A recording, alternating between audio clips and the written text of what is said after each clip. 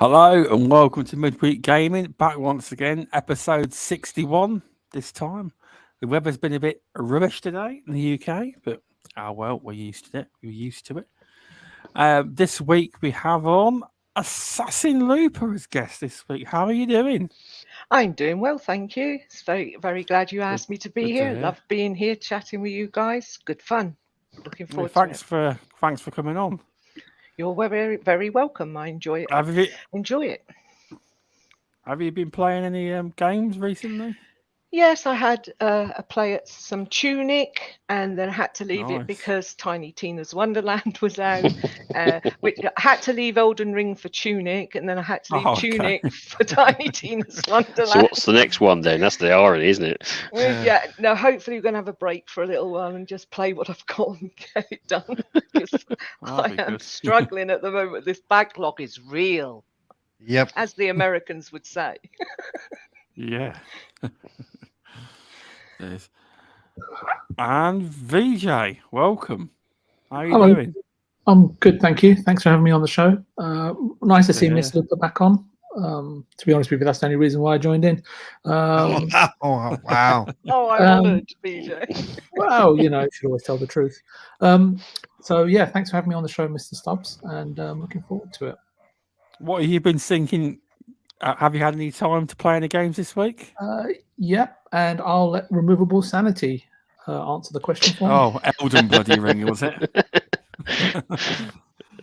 Elden Ring, that was kind of obvious. Yeah. It's right, that thing sort of thing. For getting the answer right, you're allowed to stick your hand in the cookie jar. Woohoo! Oh, thanks, Darren, for popping in. Happy birthday for tomorrow. Hope you have a fun time.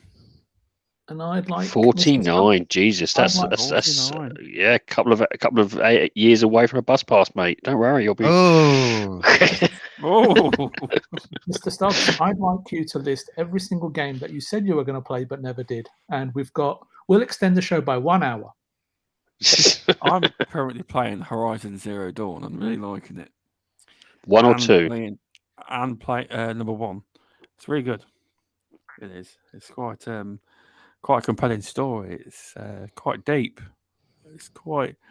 It's very different from a lot of games where obviously I'm used to playing shooting games and all that, but you got it's a bit more tactical how you take these like dinosaur robots down.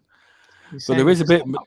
There is a bit more. There is a bit more to it, but some of them are really hard. Some of them you literally just have to go stealth mode and creep round them. Otherwise, you're going to get annihilated. Some of them. Clearly, you need a shotgun, mate. That's what it is. Shotgun will not help you. I don't think it helps you. These are beasts. These are. And also, I have been enjoying. Actually, it's a good thing, really. I don't really play with my son game-wise, but I've been enjoying playing. Obviously, it helps that it's free to. Xbox offers. How do you say? You can play games for free. Free to play. I've been playing that. Fortnite. Zero build mode, and he's been liking it. We came fourth. We haven't won one yet, but we're getting there. We are, but the problem is though, he's only 7. He don't totally understand, but he keeps smashing things up to build up his resources. But we don't need any resources. But you can't tell him that. No, Daddy, you need to be smashing these up and this tree and this big rock. You're giving away our location. but we're having fun playing. So that's the main thing. What it's about. Exactly. Enjoying it. He is. Well, who are we at now? Welcome, Cerebral. How are you doing, mate? You finally remembered me. That's nice. Yes, I have remembered you. I'm doing good. Good to hear. I've been playing a lot of Tiny Tina's, like I posted yesterday. Over the first 72 hours of owning the game, I played almost half of that Tiny Tina's. So I'm well over 48 hours in Tiny Tina's. So you truly hate it then? It's something you're going to put away and just sell. Awful game. Awful game. Yeah. Finally found something I'm good at, so let it go. That's good. That's good. So, Removable. Well, how are you? I know what you've been playing already. Well, that's not my fault. You can blame VJ for that. But yes, I'm doing very well. Thank you very much. It's lovely to be on the show again. And of course, it's fantastic to have AssassinLupa back on it again. Really should get her on here more often. But I know she's busy playing too many games, you know. Got to keep on gaming, otherwise. Exactly, yeah. Exactly.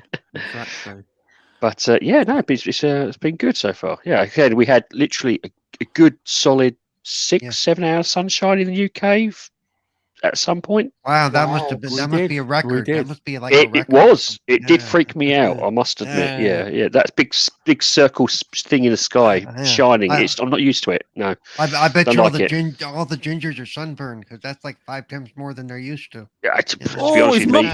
Oh, is that fighting shots at Muppet? Trust me, you don't have to be ginger to be in the UK. Honestly, I walk out and I turn into a lobster. Yeah, it's that big red circle thing. It's great for short periods. Don't like it too often though, which is great because the UK doesn't get much of it. But yeah, it's good. Well, sorry, on about chat, I meant Darren, not UK Dazarus's birthday. Darren, he's Jaconi's on Twitter. I did for his birthday.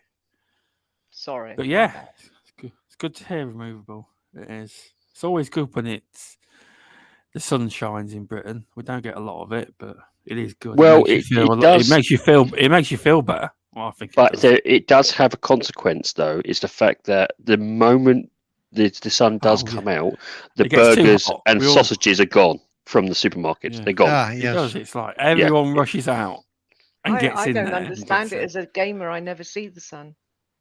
Well, exactly that. I can see people running past my window a few times. I see it through my window and I shut the blinds immediately because it shines on my TV. TV, that's right. Yeah, that's a bloody thing. Or like I've said before, I went outside once and the graphics were awful. So Yeah, exactly. And the AI and the NPCs are just bloody awful.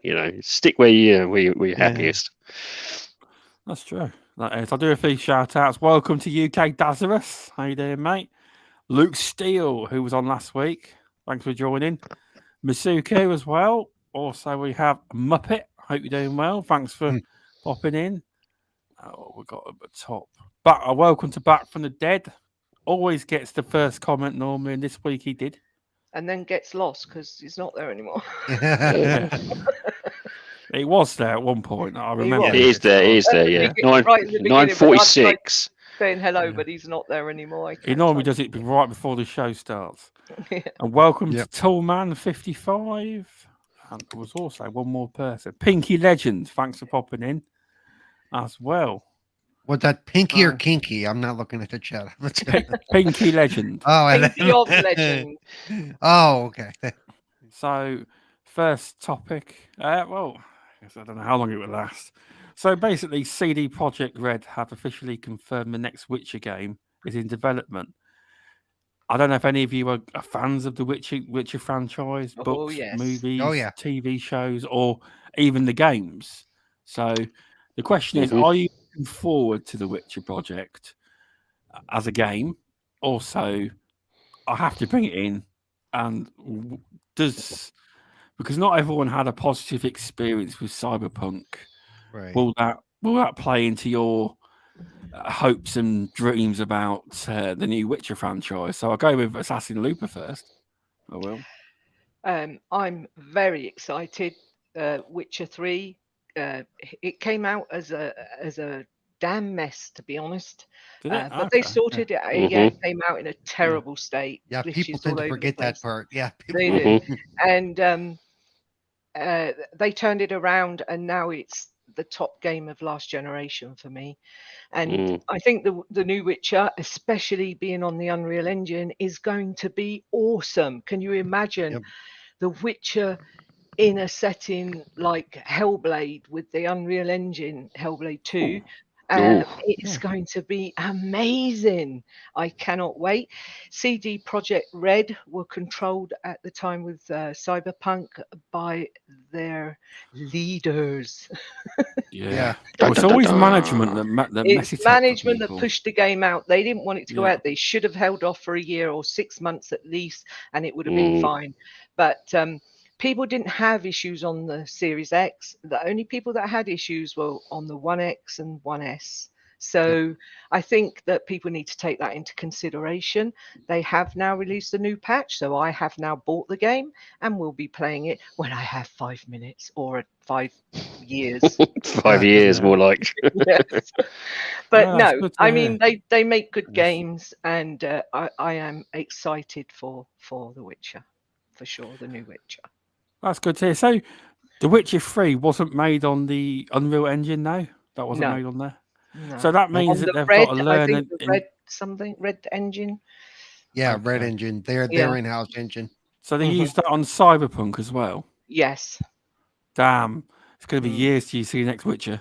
They've got to learn to use that thing. It's 6-7 years away. It's 6-7 so we're years talking, away. Are we talking, sorry to bring this up, are we talking next generation? Yeah, probably. The new Witcher will be next gen. It'll probably be a cross-gen like Cyberpunk. Yeah. No, because I think this gen is going to last 10 years. The Series X is holding it up. It's holding it back. The new Xbox or whatever it's called. I'm joking. I mean, who the hell can play 120 frames per second? That is just old school. Come on, I want the 480. I know. But yeah, it's good to hear you're looking forward to it. I've got to get back into the Witcher TV series. So you were a fan of that? Oh, that's a good show. Yeah, and so you do your TV shows just like you do your games. You start them, but you never finish. Yes, this is true. Yeah, exactly the same as my game. I've started. Now, if it's what as regards to wrestling, I'll definitely watch it. It's a bit different. It's WrestleMania this weekend, baby. WrestleMania. Are you playing the new WWE game then? No, I don't play them. You're not much of a fan then, are you? I'm crap. Lupa, I know. Honestly, I'm crap at them. I am. Actually, this is a callback to the older style, from what I understand. I haven't picked it up yet, but it's not as... What, the actual control style? Yeah, the control style is a little bit more simpler. Ooh, okay. Because I didn't like the new style. Which has always been my biggest drawback on the newer ones. But yeah. The problem is with them. Well, the problem is I wouldn't be able to justify buying it at the minute because the way the energy bills and everything's going up, it's crazy. So currently, that's my big Game Pass is points. Okay. You're not a real gamer if you're putting the energy bill before you're gaming. I'm just saying. No, I am. But if you're a little bit cold, all you need to do is turn your heating off. I'm not cold at all. The heating will go off while you're playing the game. It'll keep you warm. The sun came out for 6 hours. They should have warmed you up enough. Exactly. I don't think it makes much difference what you do with your heating and your energy at the minute. It still won't rip you off. Okay. But anyway, yes. But Luke Steele's saying in regards to CDPR, realistically, it may take CDPR 3 to 5 years for a new Witcher. It is plausible it might be quicker just because the Unreal 5 will probably be easier to work than the Red Engine. That could be true. That could be true. I believe most studios should use the Unreal Engine because it's incredible. But I'm not a developer, so I don't really know. Just a guess. We also don't know how different the Red Engine is compared to Unreal. So remember, as far as them figuring out some of the really intuitive stuff, they may be pretty close. We don't know. So but I could still see 4 to 5 years. It actually also depends on where they were in the development when they made the announcement. Sort of, Yeah, you never know. Sometimes developers leave it quite a number of years before they do. But it would have been a small team if they were working on it because they were still trying to sort Cyberpunk out. I mean, well, didn't they just do a recent upgrade of Witcher 3? I heard. So I'm wondering whether or not that plays into it a little bit. They're just checking out the assets. The upgrade team maybe messing around with the assets in Unreal as well, just to see if it can be, utilized in any format. Because that was like, that was surprising to hear that all of a sudden it's like The Witcher 3 is going to get a 4K upgrade. It's going to get all the bells and whistles. I was like, why would you be doing that? And then they announced that this is, Witcher or Witcher 4 or Witcher whatever it's going to be called, Witcher prequel for all I know. Yeah, they didn't actually say Witcher 4, just said a new Witcher game, didn't they? So who knows? Well, that's it. Exactly. You don't know what.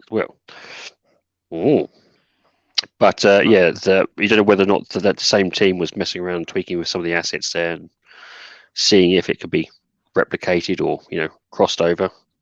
That's true. Seeing as you're talking, you can take the mantle with that question.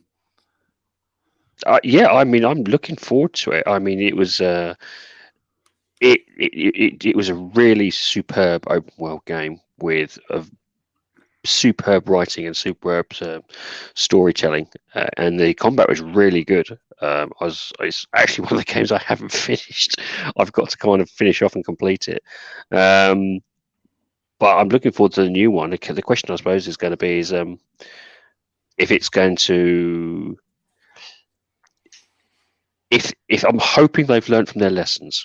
Put it this way, I think with the CD Projekt Red, this was the first time with Cyberpunk, I should say, it's the first time we saw a chink in CD Projekt Red's armor, if that makes sense. In terms of. With Witcher 3, the bugs wasn't as bad as what happened with Cyberpunk. No, they weren't as bad. No? I don't think they yes, were. They were. Well, yeah, they were. It was absolutely unplayable when it first launched. Actually, well, what I mean is, it's just it wasn't as publicized. Oh well, yeah, that part. It wiped billions. That was the thing. It wiped about $1 billion or more of their worth and everything. It was damaging. Yeah. It was. So I think every game, as far as I'm aware of, Witcher 1 was horrendous. Witcher 2 wasn't as bad. Witcher 3 again had major problems at the beginning, apparently. But again, it never. It was always like, it's going to get patched. Well, remember after the Witcher 3 fiasco, would you be disappointed? They gave us some great DLC in answer yes. to the Witcher 3 fiasco. Exchange, they did. There was no exactly. bugs. Would you like be disappointed if there was like release with no bugs? Would you like? Oh no, where's my bugs? Almost, yeah. Well, to be honest with you, a little bit, because then we'd be like, what free DLC are we going to get? You could have said that though about Assassin's Creed after Unity. Oh god, yeah, exactly. I'm stuck in the roof and all sorts, know. But that turned out okay. Yeah, and I think one thing I suppose is really good about CD Projekt Red is they know how to give back to the community after they've cocked up. Yeah. They know how to patch things. So it's not as if, that's why I had faith that the Cyberpunk series was going to get patched to a really good degree. And whilst it's not fully there yet, it is 100 times better than what it was from the beginning. And it's the same thing with The Witcher 3. So I guess what got me with Cyberpunk was how it hit the public in the PR aspect. It blew, it was almost, I would say the problems they found in Cyberpunk were, in terms of breakages and issues, was probably as equal to as Witcher 3, but the PR was 70 times more excessive. You didn't know with PlayStation removing it from their store either, did it? Exactly. It was almost like a witch hunt. In words, it was literally like attack them, and I think it's because they have a good reputation.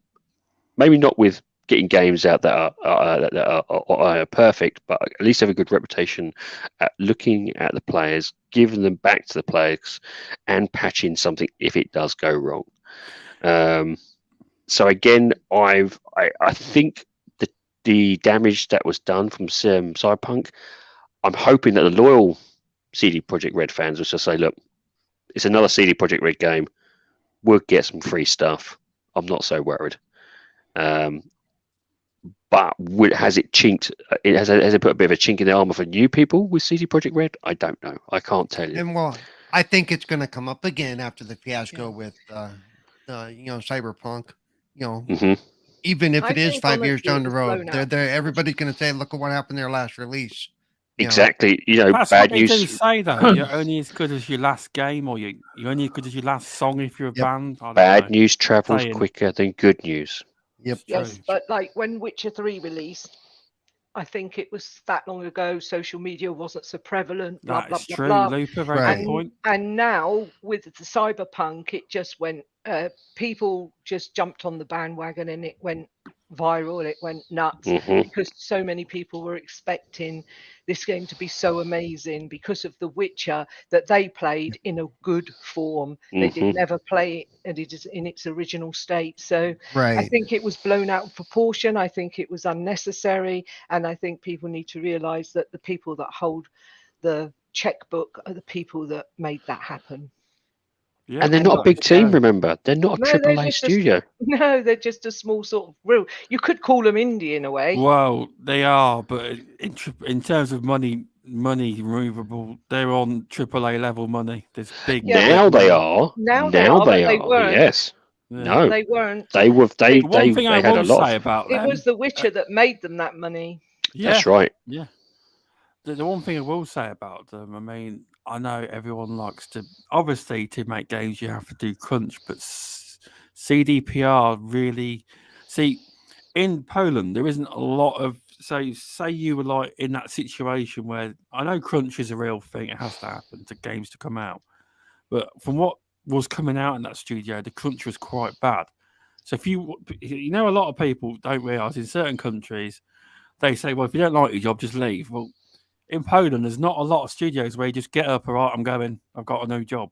There's not much opportunities. There's not that many studios out there to go and. No, but I think also in any business, Stubbsy, any business at all, you have to crunch to get product. Exactly. Oh no, I fully agree because I'm not with this philosophy because a lot of people are, right?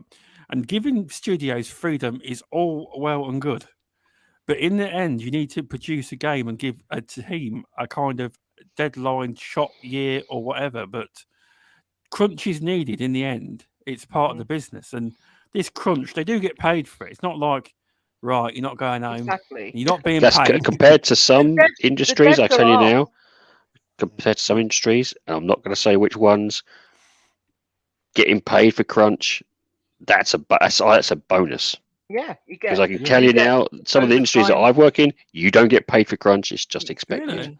I mean, I worked in a chicken factory many moons ago, and the Christmas rush was real, and we had to get the stuff out, and we were all offered 12-hour shifts, and we took them because we wanted the money.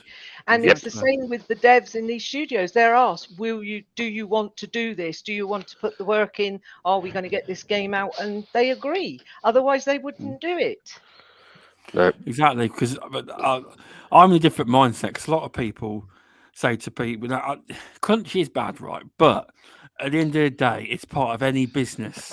It's there, and you get paid for it. It's not like they've got a gun to your heads, right? Well, some get paid for it. Unfortunately, some get paid for it. Some's written into your contract. Depending on the industry you're in, there's a little clause that says we expect you to do your best you can to get the deadlines out by any means necessary. Yeah. So it varies from studio to studio as well, really. Yeah. It does. Yeah, of course. As well. The same as anything in gaming and anything in the world. I mean, in manufacturing, it always happens. There's always a Pacific crunch where you have to, bung in the overtime. And if you get paid for it, great. I mean, usually the people that don't get paid for it are those that are on those, hours? What's it called? Oh, contract hours. Ordinary contract hours. Yeah. Because I was a contract employee. I was a contract employee I was basically, I had to do my time, and if there was overtime needed, I didn't get paid extra. Exactly that, yeah. Yeah, there is that. Welcome, Mav. Fun speculation. Thanks for popping in. Luke Steele is saying, in regards to, we were talking about CDPR's size, he says, I think there were about 500 plus, and they were around. Some of them are contractors as well, but so they That's are a right, fairly yes. large team. Yeah. Yes. Some of those were actually outsourced contractors. They weren't actually in Poland. Some of them were outside the Polish. I think there's somewhere from different parts of Europe, and some even in America. Some of the contractors elements. Where I think, if I remember correctly, the previous one was about 250, as Luke has mentioned, and I think they were in-house though, with a smaller amount of numbers remote. So it's one of those things, isn't it? The bigger the team, the harder it is to manage it. Yeah, harder it is to QA it. Harder it is, and if you're doing it remotely from different continents and different time zones, yeah, it's. I'm not. This is not a what I say is this is not a get out clause. But it is. The moment you do jump to a bigger, larger team, the more problems you can face if you don't have a very good and tight knit and well developed management team. Yeah, I can't argue. I'm not in the business. I don't know, but it does sound hard managing big amounts of people. So and getting the game right and getting everything to work and the whole team to be in sync and everything. It can't be easy. It can't. But yeah, so I'm glad to hear you're looking forward to Removable Sanity. Well, Cerebral, another Witcher fan. Oh yeah, I'm looking forward to it. Though I will be, I will temper my expectations. Good. A lot of people don't. Yeah. Even like if I'm not one of those people that freaks out if a game is delayed either. You all know that about me. I don't go. That's oh a my good God. thing these days. It seems to benefit games now. Yeah. Used to be a thing where it used to not. Sometimes, I mean, I might be wrong. But a couple of years ago, games would announce delays. It was seen as a really, really bad thing, and it would really affect the game. But now, it's seen as a plus side for the game's development, and a lot of the games do better because of it. Well, that's because people don't want day one patches. Well, I can almost guarantee you we're still going to get day one. Nah, you get a day one patch. Yeah, without doubt. Part of life now. Yeah, we'll patch it later. But you know what I'm saying is they don't want more and more patches. They want the game to be in a better state. So now it's almost like a justification. Yep. It is. Yeah, it is. It is. But yeah, glad to hear you're looking forward to it. We don't actually know a lot about it, really. It's no, it's 7 years away at least. We have the image that they verified was the image of a lynx emblem. It's not the wolf; it's a lynx. So actually, doesn't that mean that's a different Witcher then? Possibly, yeah. Because if you remember Witcher 2, wasn't one of the other guys the main character fought was a different Witcher, and he had a different emblem. Mm-hmm. I think if you remember, the wolf is the Witcher's emblem. Yeah, the wolf is. And Geralt. other witches have Geralt. Different animal. Yeah. Sorry, I can't think of his name. Yeah, Geralt's. Yeah, Geralt's one is the wolf, and I think their other ones have had different animals. Yep. Mm-hmm, so for sure. It's definitely going to be a different one because it would be too samey if it was the same guy. Yeah. So I think it's going to move on and it'll be different witches. It's still be called The Witcher, but it'll be called The Witcher something else. With a different subtitle of some sort. Yeah. Mm-hmm. The Witcher Unity. No. The Witcher Trials. Infinity in games and so I don't the Witcher Infinity. Any favors. Witcher Infinite. Yeah. Witcher Infinite. Or open world with all of your witches, you have to leg it around. Yeah. But if you want to unlock that content, people, it's a microtransaction. No. No, that's one thing CD Projekt Red won't do. No, they don't do micros. They are good at that. They are good at not doing that. Welcome, Invader Gaming. Thanks for popping in. So, VJ, are you a Witcher fan, VJ? Yeah, I played it. I didn't finish it. I did play The Witcher 3. You're getting like me. Stop it. But, I kind of got onto The Witcher probably a few years after it was released. Okay. And so I didn't experience the issues that perhaps Miss Lupa and Paul had with the game. And I think for the first Witcher, I was still in Poland because I was there for a while, living over there in Warsaw. Okay. And, wow, really? You've lived there too? Nice. You know that. You just got a poor memory. I have. I've got a terrible memory. You're lucky he remembers your name half the time. We were speaking about that beforehand. I agree with Paul, because Paul, he was just admiring the icon in the top right hand of his screen, which is your avatar, but he forgot there was actually a real person behind it. Anyway, so you have to look at the studio this way, right? At the time of The Witcher, and it was a huge project, and they did have a huge team, from what I recall. But they also, remember, I think they just floated on the stock market, so they had a considerable amount of money in their back pocket. But what might not be as well known is that they had a huge support from their own government. Because the company itself was almost akin to a national treasure. On top of that, very similar to Canada, it had a lot of tax rebate, R&D rebates in place for the studio as well. The issue why The Witcher 3 perhaps was buggy and then turned out to eventually be a fantastic game for many, and the sales numbers don't lie, right? I think it's in the tens of millions, if not close to 30 plus, is because the studio itself wasn't mature. They were building this ambitious project at the same time that they were building out their own studio. And they were hiring in people from Hungary, the Czech Republic, Slovakia, and they were trying very hard at the time to bring in more experienced developers from France, from Italy, from Spain, and from the Netherlands. Very few people from England wanted to go there.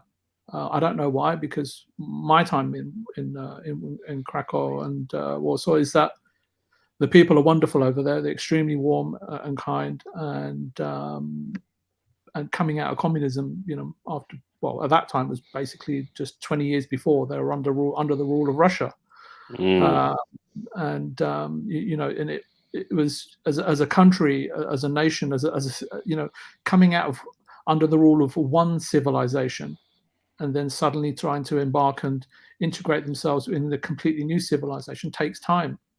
And for me, it's I think the Unreal Engine 5 sort of migrating over to, if that's the right word, removable. My brain's not fully functioning at the moment. I think it's because of two reasons. One, because of what Luke Steele is perhaps saying, is that the Red Engine essentially, is being rebuilt for each game, etc., etc.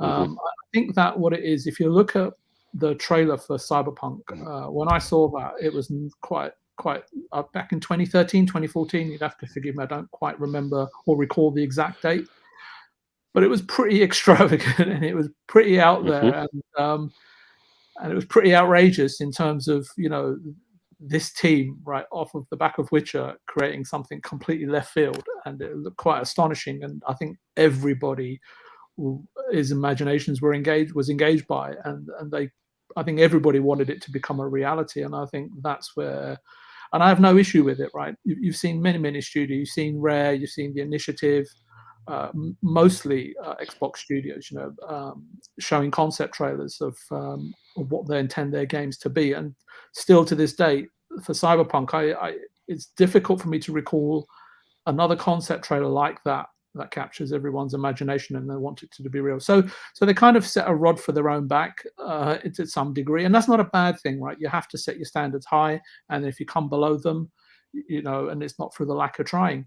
And I think that they had an incredible amount of resource and backing, right, from their investors and their stakeholders and from their shareholders in terms of, look, we've seen the success with The Witcher 3, and without even releasing Cyberpunk, what was it? Were they the most valuable gaming company in Europe at the time? Even more so, worth twice as much as Ubisoft were they at one point, and perhaps so, still are. Yeah, something like that. This is before the actual release of the game. So I think that with the ambition of the project, and I think with feature creep, from what I understand, is whereby they kept adding facets to the game that they think that would raise the quality of the game in terms of the ultimate experience, but at the same time struggling with a game engine which is being rewritten to some degree, or facets of it being rewritten, and probably and many tools and subsystems being created in order for that game to run in terms of how they want it to, and then they shackled themselves in terms of making it cross-gen, and we all know the outcome and the issues. It's been well documented, so I won't go into all of that. And I think that the Unreal Engine 5 move is really good. You can see the versatility of Unreal Engine 4, especially with Square Enix and the different types of games that they make, whether they're sort of linear, whether they're open world, etc., etc. It's a pretty versatile engine. Not that there isn't work that's required to do it. So, and I think that Miss Lupa, the way she said that, look, if the production values, that if they can focus on the production values and output a game somewhere in the region of what perhaps Project Mara or Hellblade 2 look like, then we're in for a treat. Along with the storytelling that they're very capable of delivering right across both games, in my opinion, The Witcher 3 and Cyberpunk. But I think it's also a case of, I think it's a fantastic story whereby they were in serious trouble and they've managed to sit down with their shareholders and stakeholders and major investors who would have said, right, okay, fine, we're going to take legal action. They're saying, okay, don't take legal action. They're saying, well, why shouldn't we? And what are you going to do to fix this issue going forward?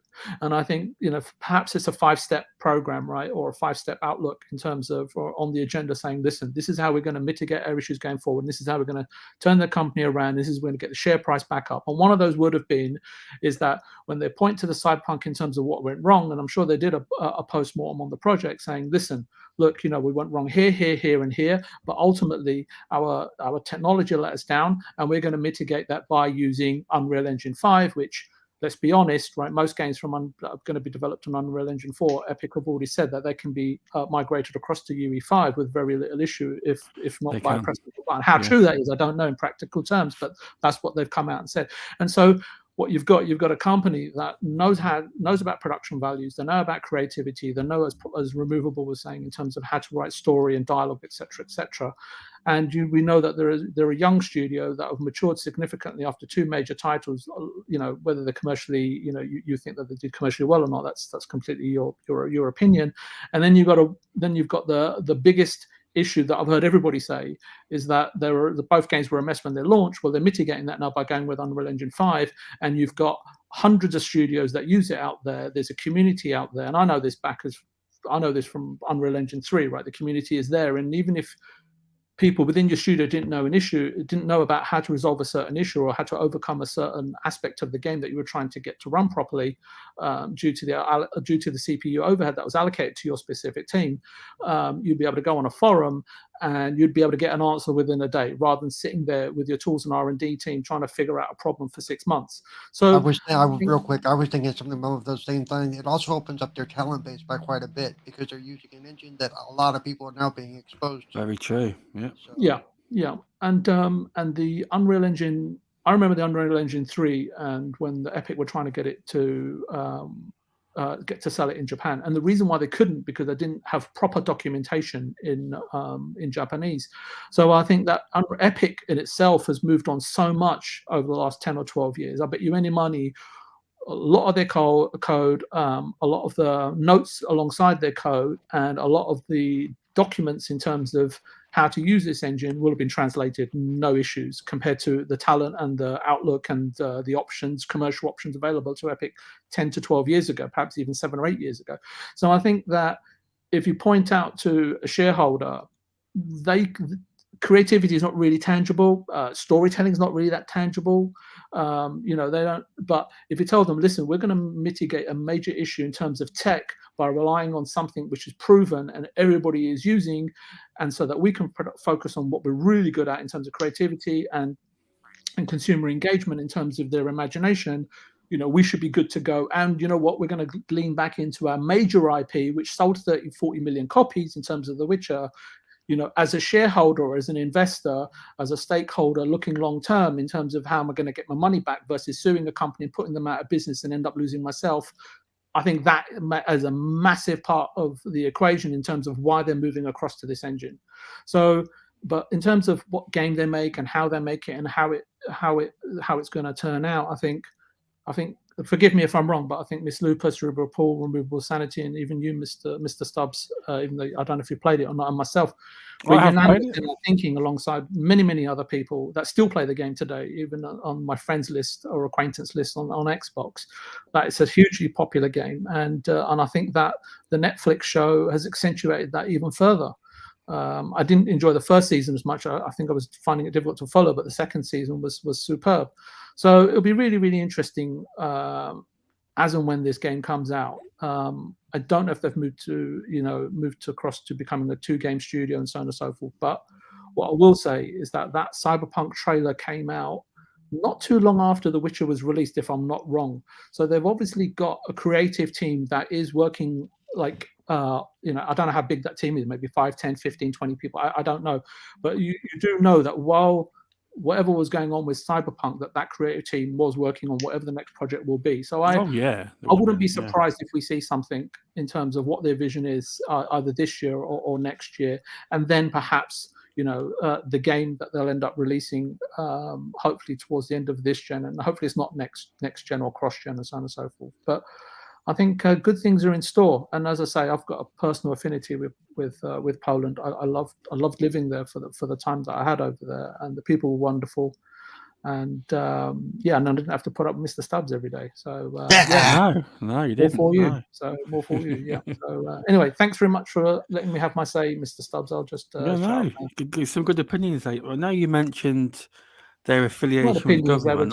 They were just points. Yeah, you had that affiliation with the government, but I do believe, correct me if I'm wrong, I don't know if you looked into this or not, a while ago they were building some kind of UI for the government, and they didn't deliver on that contract, and the government heavily fined them for not delivering on it. There was some big government project they were involved in building the UI and interfaces for, and they never delivered on it, and I think they got a heavy fine. It's something like that, and it cost them quite a bit of money. The government weren't impressed. They weren't. But they were affiliated with them. But yeah, Unreal was the government should have stuck with them, because the government should have known that they would got lots and lots of free DLC out of it further along the line. Yeah, they make what? Yeah, that's true. But Unreal is good. It's a good engine. A tough crowd. She's never late. No, Unreal isn't a magic. I think he totally missed it, VJ. I think that he's ignoring you and me today. So, yeah. Yep. I'm not ignoring you. I totally got your points, VJ. They were very good. No, you missed the joke. You missed the joke about the free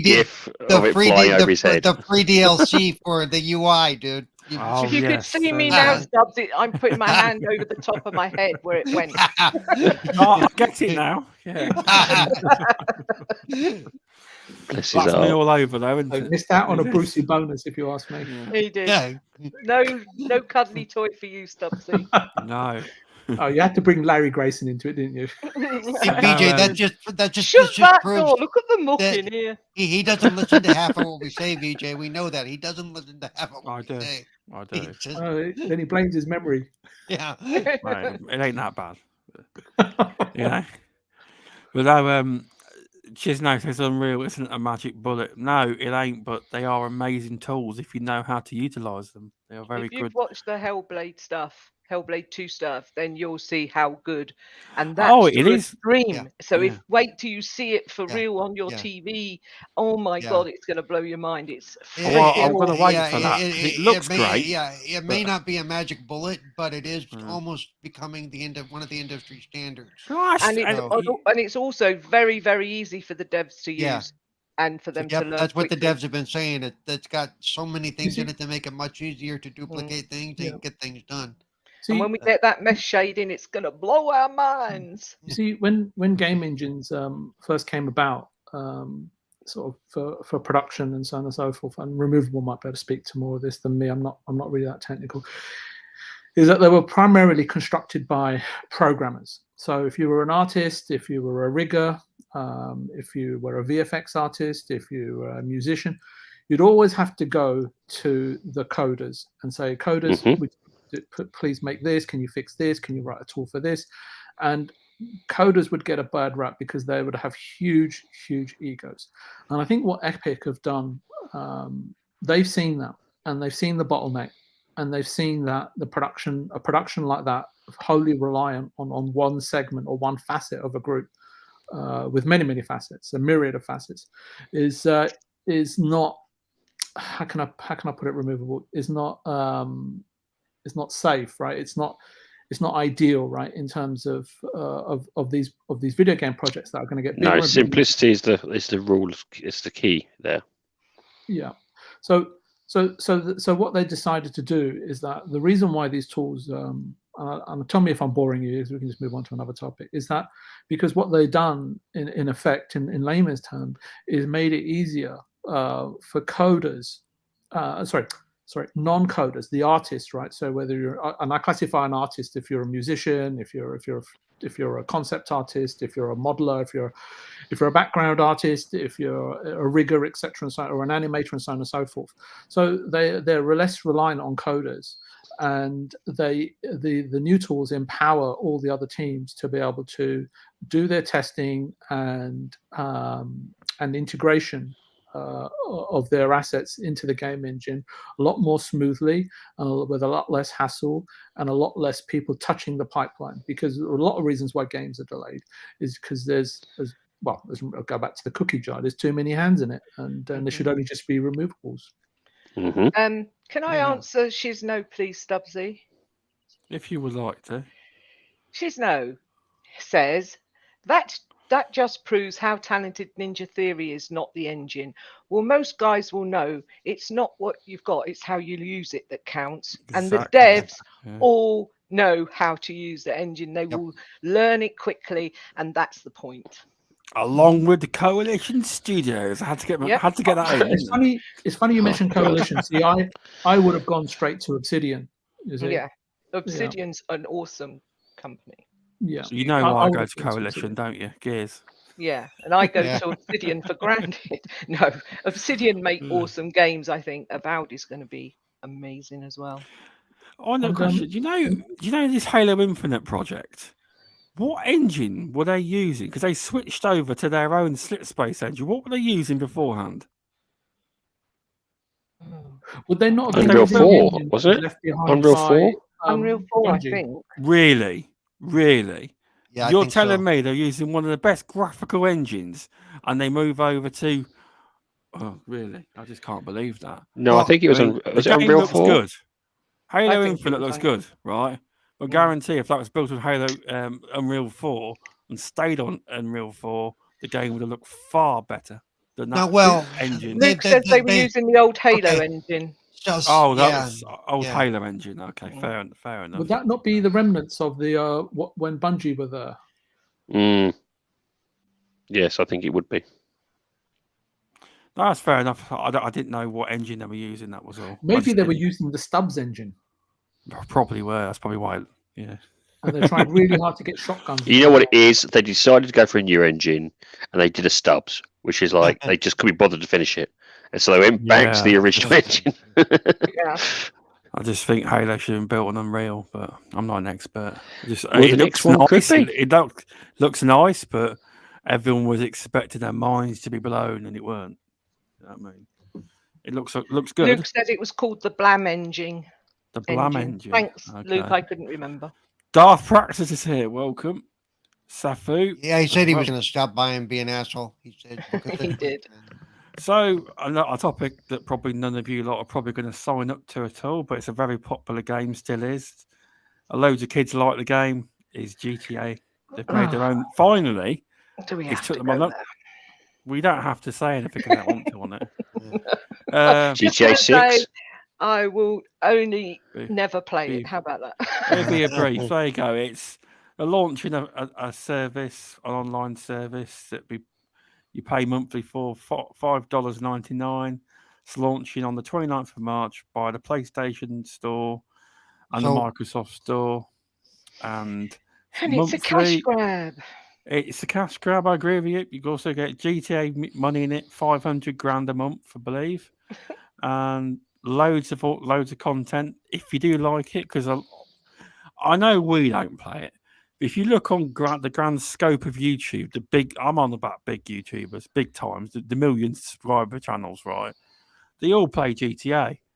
So all the kids want to play GTA because their favourite YouTubers are. And it's the kids that will get their parents to sign up for this. And this service will do absolutely well. But I would have thought this would have been around about 5-10 years ago. No, you can totally like Removable. This service, they will get all the influencers on YouTube, the big YouTubers are in the millions, give them subscriptions, and they will push it to the masses. I'm not saying the subscription service won't do well. What I'm saying is I don't think it will be the thing that you're going to spend. I think there are too many games at this place with a subscription service that will, I think, can overshadow it. Yeah, I've no doubt about it. I'm just saying that there still is a massive GTA fan base. Massive. I'm actually surprised. I'm surprised they're getting away with it because basically, by offering you, 500,000 credits a month to pay $5, I may have got that wrong. They're turning it into pay. If they're doing that, they're turning it into pay to win, because that's going to allow you to get equipment and things like that you normally would have to grind for or get. But remember, they already have their cards that you can buy. You can pay like $100 and get a shitload of credits.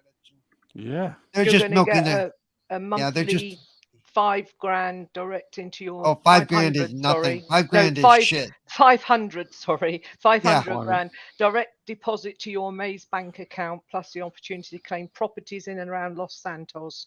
That unlocks gameplay updates you may have missed out on. Special vehicle upgrades, members only discounts, GTA dollars and RP bonuses, and much more each month. Wow. Yeah, there's loads. They're just finding another way to milk customers, and yes, they're going to go for it. So, this is a question where you could just jump in, VJ. Anyone could just jump in on this because it's not. I don't do that, as you know. It's not. I know you don't. Let's face it. It's money to help build GTA 6. I don't need it, but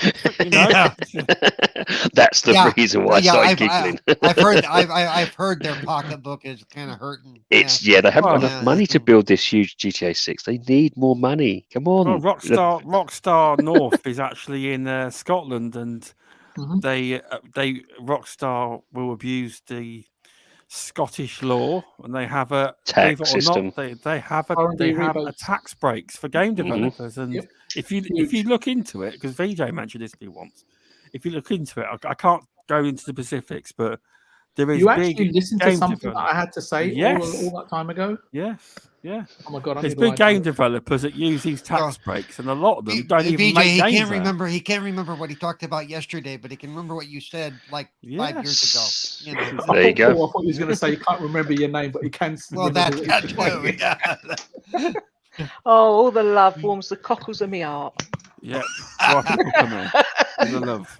You know what I find really interesting is that I mean, I've been gaming for a long time, probably as long as Paul and Miss Lupa, and because Removable's still a young pup and Stubbs is just barely out of nappies.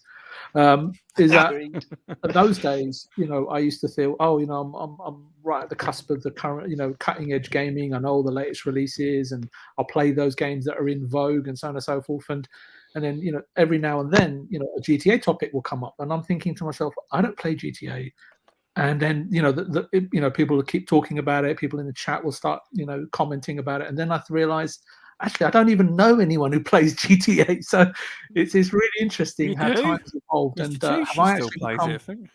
have I become a poorer gamer? Have I become a gamer that's less involved in pop culture or up to speed? Then I start having these other thoughts, as in, are my opinions going to be completely out of date because I'm not current, and so on and so forth? Are they going to be, less valid, and so on and so forth? So it's really interesting how time moves along, and how trends move along, and how quickly they move along. But I think it goes back to what Miss Lupa said right at the beginning in her intro, as in, I never used to have the issue of too many games to play, because games were great games or good games would come out very, very steadily over about 10-15 years ago. And now, as she said, she's got a huge backlog, and perhaps I used to be one of those people, BJ, that bought a game and played it to its maximum, then waited for the next new game, and now it's blown my ideal right out the window because I just can't do it anymore. Yeah, absolutely. So, but so when you talk about GTA 5, etc., and so on and so forth, I played the first couple of GTAs, and I remember the GTA, the first one that was open world, where you could get out of your car, and then there was these screenshots with some bloke with a baseball bat. I think I played that one, and I've definitely played Vice City. But after that, I kind of dabbled with San Andreas, and after that, I just lost complete interest in the series. But obviously, you're never too far away, from hearing the sort of sales numbers that the game achieves ultimately. And again, it'd be really interesting to know what majority of those units have sold on PC, and that might answer a lot of questions for me, since I don't play on PC at all. So I think it is predominantly more PC in terms of online. People are still on, utilising it than consoles. Don't get me wrong. There is a console. There is still a prominent console. Mods, aren't they? But PC is the prominent one with the mods. Yeah. You got Muppet in the chat saying GTA 5 is a decade old. Yeah, but I'm several decades old, mate. Well, the thing is with GTA, if you regards to PC, recently or last year, do you know how? I don't know if you know, VJ. Is it the Epic Games Store? Epic Games. Is that a launch on PC? Cerebral. Is it Epic Games? No. What's that? What's their service? Oh, it's the company that actually does it. It's they have their own launcher. I forget what it's called. I can't think of it. But they Rockstar. It's the Rockstar Society thing. Rockstar does. Is it Rockstar? Yep, I can't remember which Rockstar. launcher it is, but Rockstar has their own launcher. They do. It's the one that gives away the free games every month. There is. Oh, that means it's on Epic as well, because Epic does that. So yeah, but they gave away GTA, so that must have cost as well. They gave away GTA, and that could have been hundreds of. They gave it away, but they still would have paid for them, and apparently they still went down. Epic Games, indie gamers, so it's the Epic Games Store. They gave away GTA 5 as well. They would have still gone down as sales records as well. So that would have been interesting. Well, yeah, and that's just to get people into their game so that they can milk them for money. So that's true. That is. It's all interesting that GTA still talked to. I just thought I'd mention it. I know it's not a big topic, and none of you will actually be interested in it. But there is a lot of people that will. Nothing's going to change with them until people start talking with their wallets and not. Yeah, just don't buy the microtransactions. Is anyone on the panel looking forward to GTA 6? No, because I think it's going to come out. I think it's crap. Well, 6 I will check out. I will check out 6 when it releases. If it's on Game Pass, I'll check it out. Other than that, if it's actually not just GTA Online, then yeah, right, because that's what I think it will be. Yeah, if it has an actual story mode, yeah. If it's just online, more online crap, I won't even look at it twice. Well, you claim it's got a campaign, but you don't have to tell them the truth, do they? They haven't said a lot on it. They have confirmed it, but they haven't. But yeah. So a welcome indie gamer. 18? I'm not 18. I'm 37. Yeah, I've been gaming for 4 decades, people. So yeah. No, I think he was saying way back when Jesus was told him that Muppet was 18. You can't read either, Stubbsy. I haven't been reading the chat really. Can't include hopscotch in that. No, Cerebral was much more of a stick and an old car tire, weren't you, mate? Yeah, pretty much. Yeah. So I think we'll probably move on because that's not very popular, that topic. So it's actually the most interesting topic we've ever discussed on this channel. It really is, I tell you. The chat on fire with that. Everyone was really interested in that. So PlayStation Plus, everyone had rumours last week that I didn't think there'd be anything that'll come out. I don't think it was actually true, any of it. But obviously it did come out that PlayStation has revamped their services. And obviously I think many people that had a sensible head on them kept their expectations in check and didn't expect silly things like day and date, etc. If you kept your head in check, you would have been fine. But they revamped their service to have PlayStation Plus, and if you're on a top tier version, PlayStation Now, all bundled into one service. But they've made 3.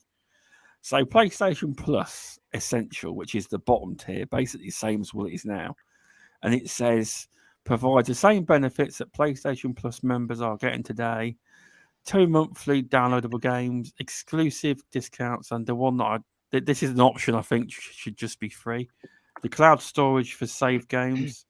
Online multiplayer access. There's no change for existing PlayStation Plus customers. This is okay. I'll do the dollar one then as well. $9.99 a month or $59.99 a year. But let's do the pounds one. $6.99 a month or 50 quid a year. And then we also had this other service called PlayStation Plus Extra. Provides all the benefits of the essential tier, but it adds 400 of the most enjoyable PS4 and PS5 games. There's not many PS5 games out, so including blockbuster hits from our PlayStation Studios catalog and third-party partners. Games in the extra tier are downloadable for play. So the American money, $14.99 a month or $99 a year, and the British the pounds, $10.99 a month, which is actually the same price as Game Pass, or $83.99 yearly. And then we've got the top package, PlayStation Plus Premium, which provides all the benefits of the essential and the extra tiers. It adds up to 340 additional games, including PS3 games available via streaming, a catalogue of beloved classic games available in both streaming and downloadable options from the original PlayStation, PS2 and PSP. That's interesting. Offers cloud. I'm nearly done. Offers cloud streaming access for original PlayStation and the PS2, PSP, PS4, offered in the extra and premium tiers in markets where PlayStation is now currently available. Customers can stream games using PS4 and PS5 consoles and PC. Time-limited game trials will also be offered in this tier, so customers can try select games before they buy. American price, $17.99 a month, and it's $119.99 yearly dollars. And then in the UK, it's £13.49 monthly, and it's a $99.99 a year. I know, sorry about the mouthful, people, but they made 3 tiers rather than make it easier. They overcomplicated it. Lupa, have you got any thoughts on this? Oh, I have an awful lot of thoughts. Okay. Where would you like me to start? Back at the end and go towards the beginning. Yeah. Well, it's the first time I've been asked to pay for demos. That's cool. That's the big one that gets me too. And also the back comp is behind a paywall, and you can only stream PS3 and back. All of it. Let's face it, I'm not fanboying, but they had to compare. They had to compete, if you like, and with other gaming services, and they failed abysmally. It's a joke. Anybody can see that PlayStation now, PlayStation Plus, they've been given a different name, which premium is a ridiculous name. They could have thought something better than that. And they put it.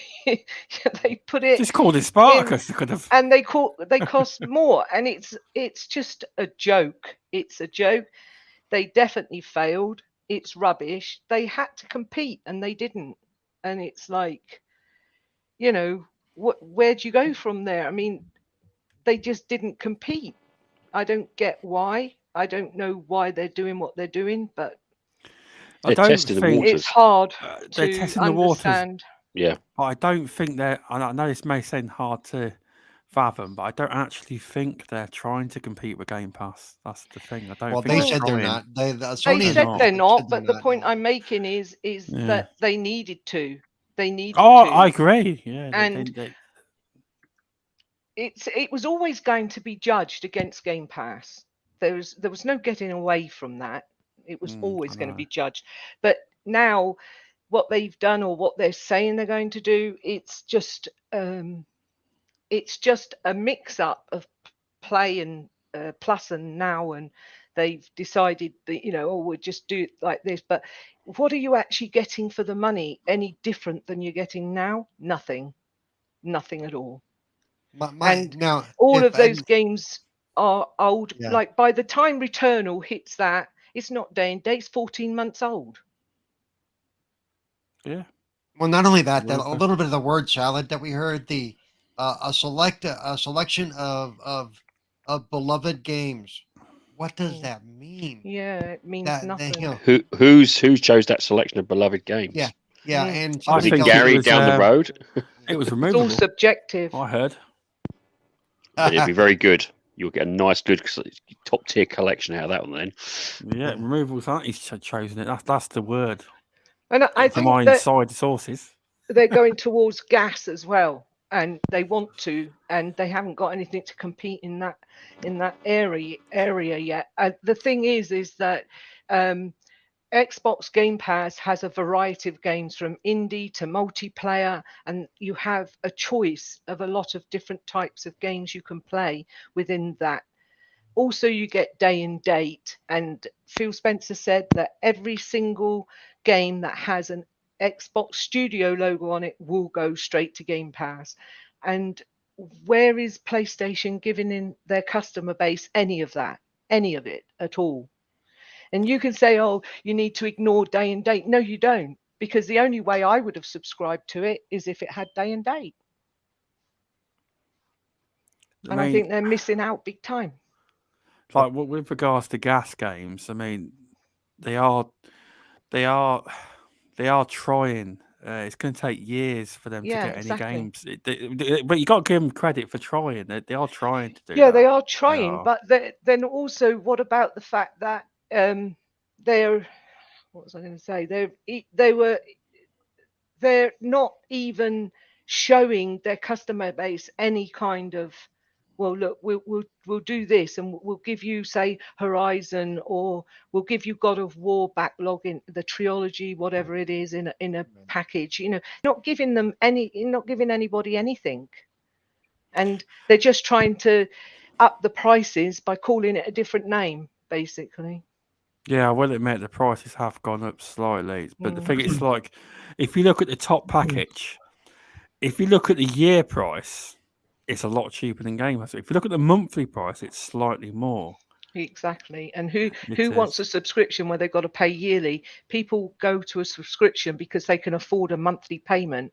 They can't afford a massive outlay of that kind of money in a lump. Oh no, most people, especially in this economy, it's quite tough, very tough at the minute. And then you've got in Game Pass, you've got EA. That's another bonus to Game Pass. And I think personally that what they're trying to do is say, look, we're doing this, we're trying to do a subscription, so that then they get more third-party gaming studios interested, and then they'll put their stuff into PlayStation. Well, yeah, that will happen. But also, the ultimate goal. What the problem is obviously Jim Ryan's, like, he's British, obviously, but the problem he has is what people forget to think about is obviously Sony PlayStation are obviously they are a Japanese company, and the Japanese do business completely differently. So Jim's probably at the board of directors saying, we need to do this. They're like, nah, we're not doing that.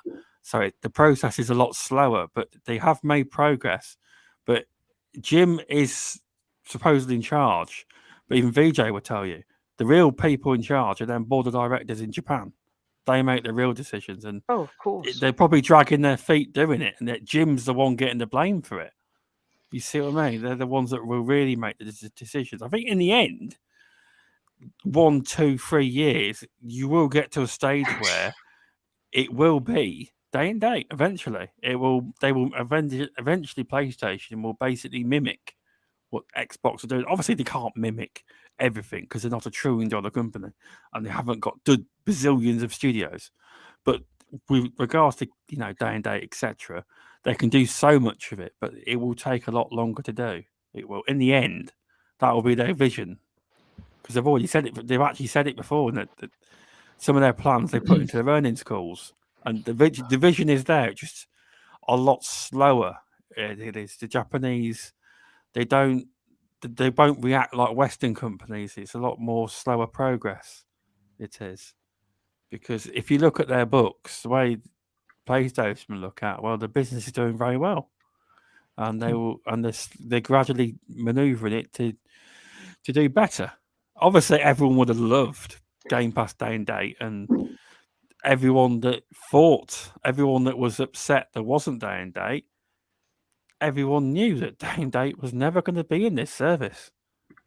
It was made quite clear, but a lot of people, I'm not saying you did, Lupa, but a lot of people set expectations far too high for what they thought they were actually going to get, and they were left disappointed. But I do understand why you're I not a fan of it. I don't think so. I'm not disappointed. I'm sad. Oh no, I didn't. And I'm like, they could have done better. Don't care what anybody says. They could have done better. They could have tried harder, but they don't care about their customer base. I don't care about those companies, any of them. I just want to play games. But at the same point, not one of us in the UK will turn up a freebie or a deal. Exactly. Yeah. So, you're right. in my opinion, and don't forget, there's an awful lot of countries around the world that can't even get the service. So why are they not working that out before they put in something different that, to my opinion, isn't any different whatsoever? Yeah, all those streaming of old games isn't going to do a lot of good in a lot of parts of the world. I mean, a lot of people don't want to play old games. They want to play new games. See, Game Pass is made to be on mobile, tablet, PC, all the Xbox consoles, whereas this PlayStation service is inherently... Game Pass is built to bring people into the ecosystem. From what I understand, PlayStation Plus services, the ones they've launched, are just for current customers on console. And it's not going to bring anyone into the service. It's literally for people. You have a PlayStation. It's people for already there, isn't it? That's what it's made for. Yeah, it's for people that are already in the ecosystem, and then they're just swapping it over and calling it something different. I just don't see where there's any benefit to people that play only on PlayStation. If if you had just got into the PlayStation ecosystem and you hadn't played all their great exclusive games, then it probably would be quite good value. But for someone not really, because I'd have to pay for the subscription, and then I can only stream God of War, the old ones I wanted to play, on Uncharted, apart from the new one they've just remade, or what is that? The other one, but there's not much change to it anyway. Remastered. That's it, remastered. You can't play those unless you then stream them, unless you have a PS3 or less, that's true. 1 or 2. So there is no benefit to it. If they had a God of War, or a Horizon, a Returnal in there from the start, I would probably subscribe for the month to play that game. So do you mean like the new God of War Ragnarok? Yeah. You mean like no, that? No, 2018's God of War. I think you'll find that in the top tier they will put God of War 2018 in there, and loads of others. But because they haven't stated it, you that's don't what believe you that, hope. Obviously. But I would hope they'll to put be it honest, until it actually they've made their money from that. It comes out. Yeah, if it transpires and it comes out, then and then you can discuss it. But at the moment, That's we're true. only. I mean, PlayStation have not verified any of this. Apparently, Indie Gamer seems to think that God of War will be in there, and it's also been confirmed. I'm not sure where he's got it from, but I don't know either, because PlayStation haven't responded to anything or spoken about this. And also, Luke Steele has also said that God of War is in there, and they've also confirmed Miles Morales and Returnal will be in there as well. Yeah, so, I do believe that I heard Miles Morales is going to be in there, but like I say, that's more a DLC, not a game. So whatever. But it's still not a good deal, is it? It's not something that I personally, and I'm talking about my personal opinion, I would not go and subscribe to those just because they've brought this tiering system out, because to me it's just PS Plus or PS Now. It's the same thing, just in a different bundle. It's ridiculous. Well, that's fair enough. The other thing they don't have that we have is because I haven't paid for Xbox any of that for years, and I am still 3 years stacked up because of the MS reward program. So well, that's what I do. I never pay. I pay 140,000 reward points a year for Game Pass for Ultimate for a year, and then what's left I spend on games. Yep. That's so good. that is. That's the other thing they don't have. They don't have a way to offset the cost. The only money I've ever spent on Game Pass Ultimate is £1 to start it off. The thing is with that Cerebral is obviously Microsoft Rewards is great, but obviously everyone really knows what it is, don't they? It's a way of boosting their Bing search results by paying people. That's what it is. It's not. So what? We're benefiting. So no, what? I have no issue. We reinvest it back into Microsoft. So what's exactly? I agree. I'm just saying that obviously Sony don't own the search engines. That's what it's got to do a lot with. But yeah, a rewards program for their gamers would be great.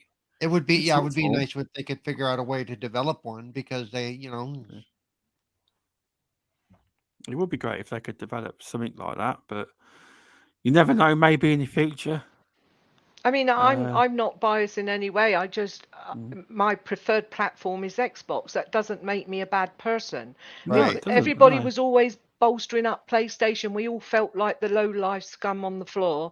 And now that Xbox is competing, like with the sales things in North America, 6.2 million, I think it was, or something.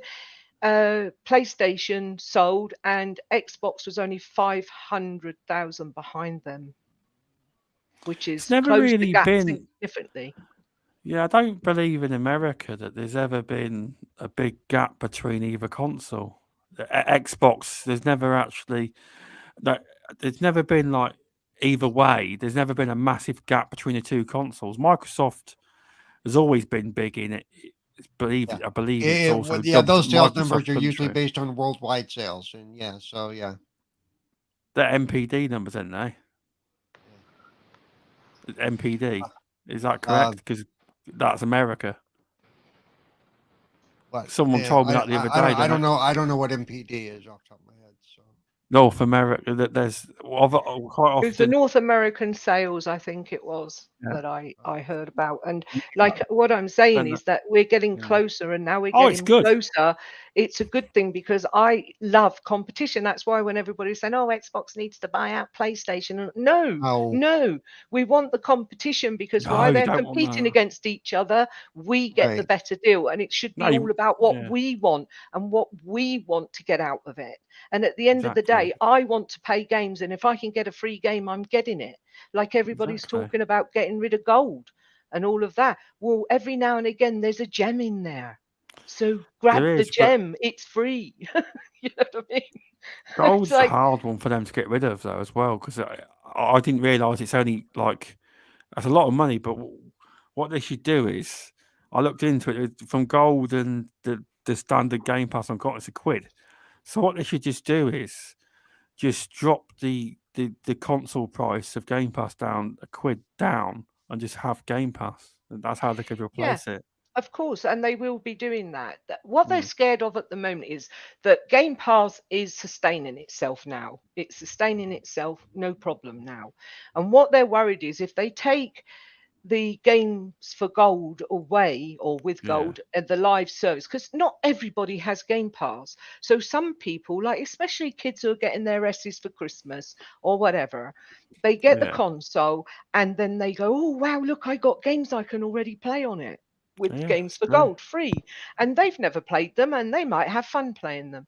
But for us, like what I'd call hardcore gamers, then we are looking at it and going, "Oh, it's a load of shit and all of this." But sometimes there's a gem in there, like what's her called with the long black hair? Bayonetta. That was in there. That's a really good game. And there was another game that was in there as well that I got. I can't remember now. But there was good games in there occasionally. And what they're scared of doing is taking that away and losing subscribers. That's what they're scared of doing because a lot of people rely on them. maybe. To be honest, I didn't even know games with gold was a real thing till Stubbs told me, or is still a thing. Because it's never advertised over here ever, and it doesn't show up in any of. Yeah, get games with gold. I mean, I could be wrong. I might be wrong, but I would still say, although Game Pass numbers are I think games with gold number-wise might actually be higher than Game Pass. Still, well, that's because it's also picking up those who cannot afford the next tier. So you're getting those who are not well off, those who have limited funds, and trust me, there's a lot of people on those tiers. Secondly, there's people who say, well, actually, I've got a cap, so if I have a cap, there's no point me getting the Game Pass because a lot of the games are digital and they are hefty in terms of their elements. In America, it's a big thing. Data caps are. Exactly. Yes, it is. It still is, and it's annoying as hell. These are things that that's a big swathe of customers. It's probably not mentioned enough, but there is games for gold is still hitting the numbers on a regular basis. Because, like in April, for instance, you've got $74.96 worth of value and 3,200 in gamer score. You've got Another Spirit, Hue, which is quite a good game actually, X Outpost Kaloki, and MX ATV. So they're games like that MX ATV that kids will love to play. Well, this is a thing. If you've got a family, like or young family, what I found now, indie gamer had to get it in, didn't they? Data cap. Indie games save the day again. If what as they say for what they do, they've got now is actually if you've got kids, I found that actually the games for gold is a godsend for children's games. Your 3+, your 5+, your 10, your 7+. Was one not long ago. Yeah, they're brilliant for those. Game. So it's like, oh, what am I going to get for the kids? Oh, look, what's on the Game Pass? That's right, what's on gold? Bam. That's if you're sorted lucky me enough, out. to get them not to play Roblox on Fortnite, then you're all right.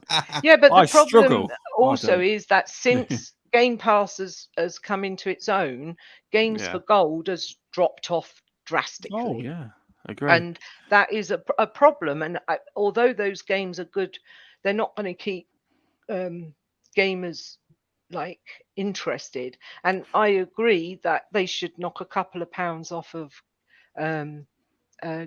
game, or give us some reward points. Even that would be a good one. And take away games with gold, and give us some reward down a points. Pound.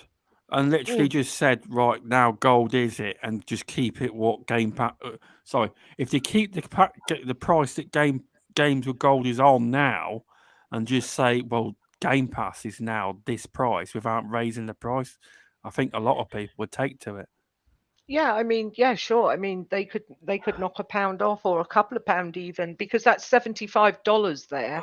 It's about £50. So that's quite a lot.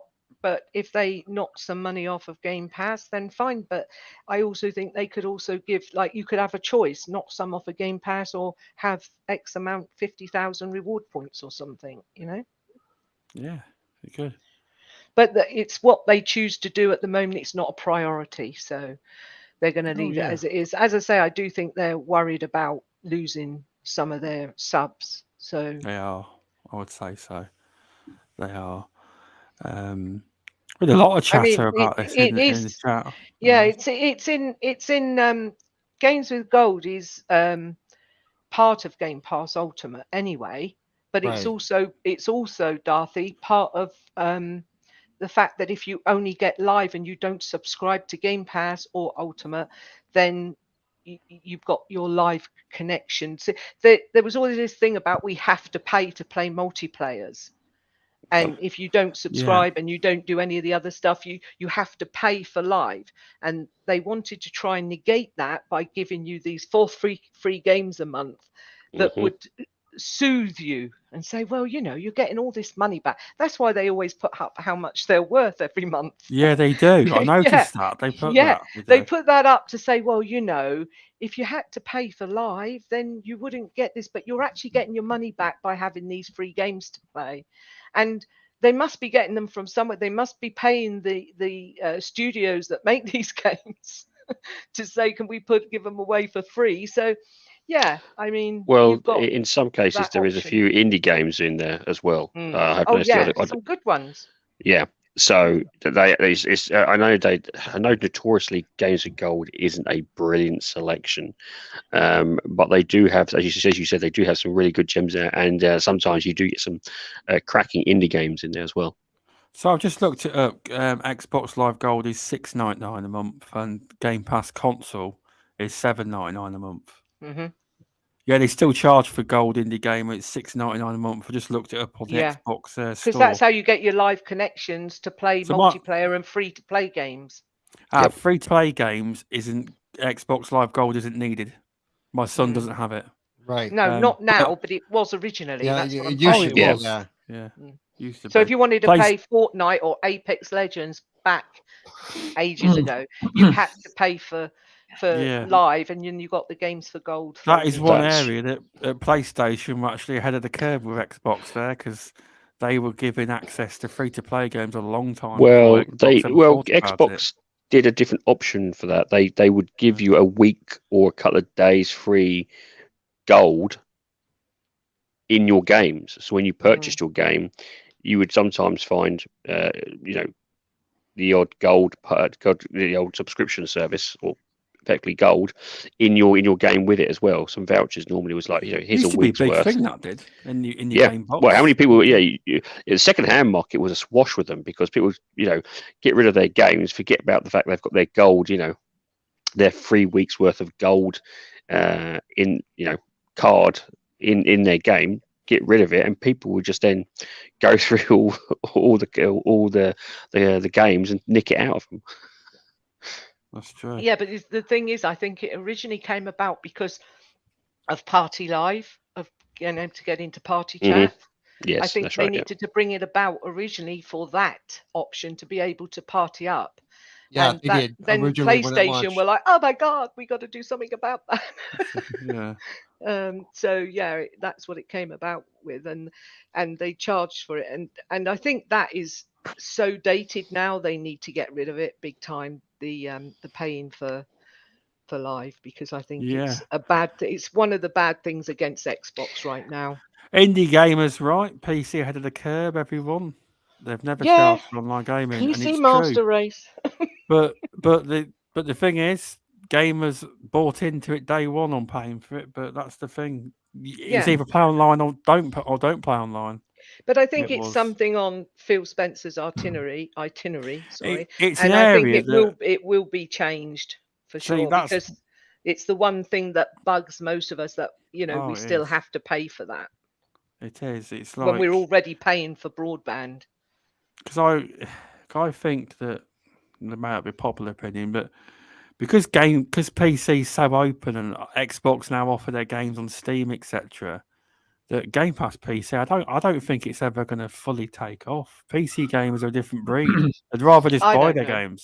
I don't know. I think as the recession hits harder and harder, I think you'll find more people will go for that, because you're finding and the other thing with PlayStation, by the way, with this tiered thing, is the fact that you're still paying $70 for a game you want to play.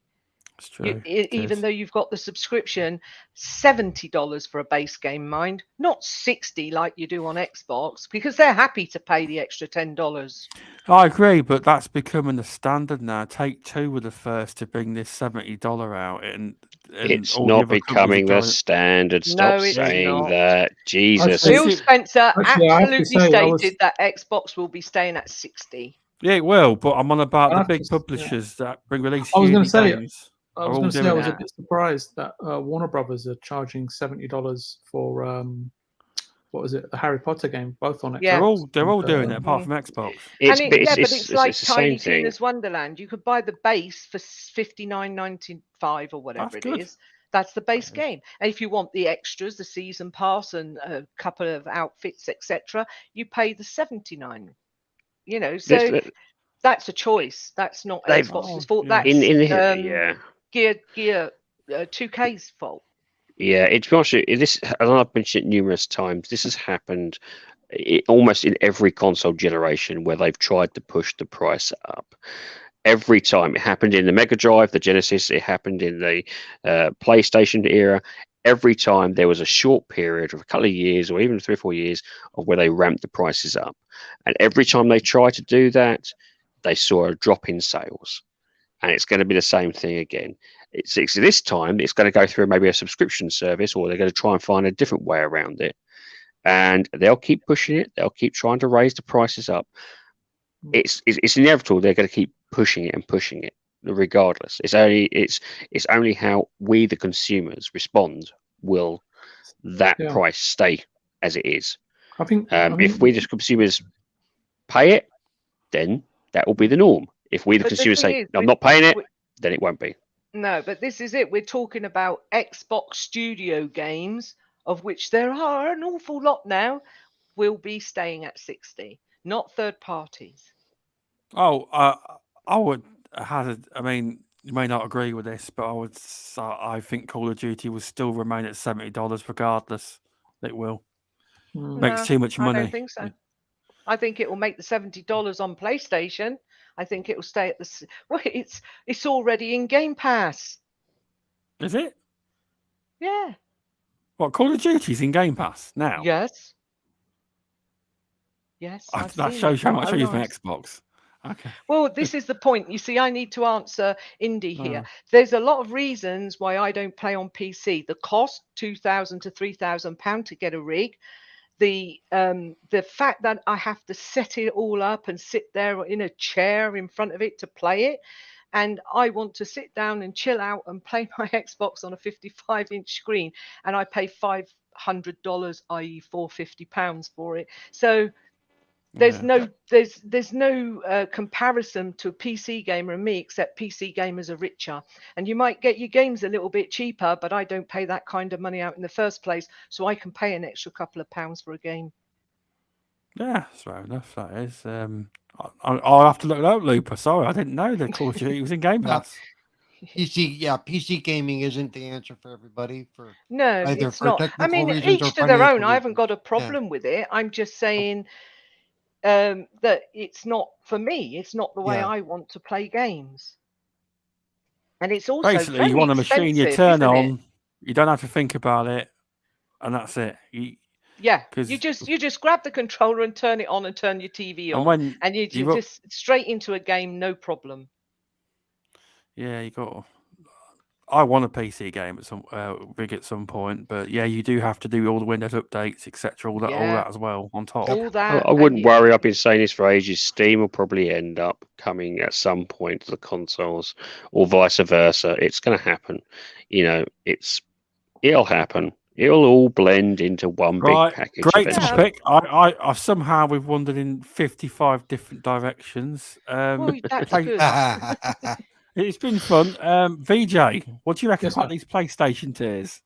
I don't have a PlayStation, but I think the old adage of what you never miss what you've never had, right?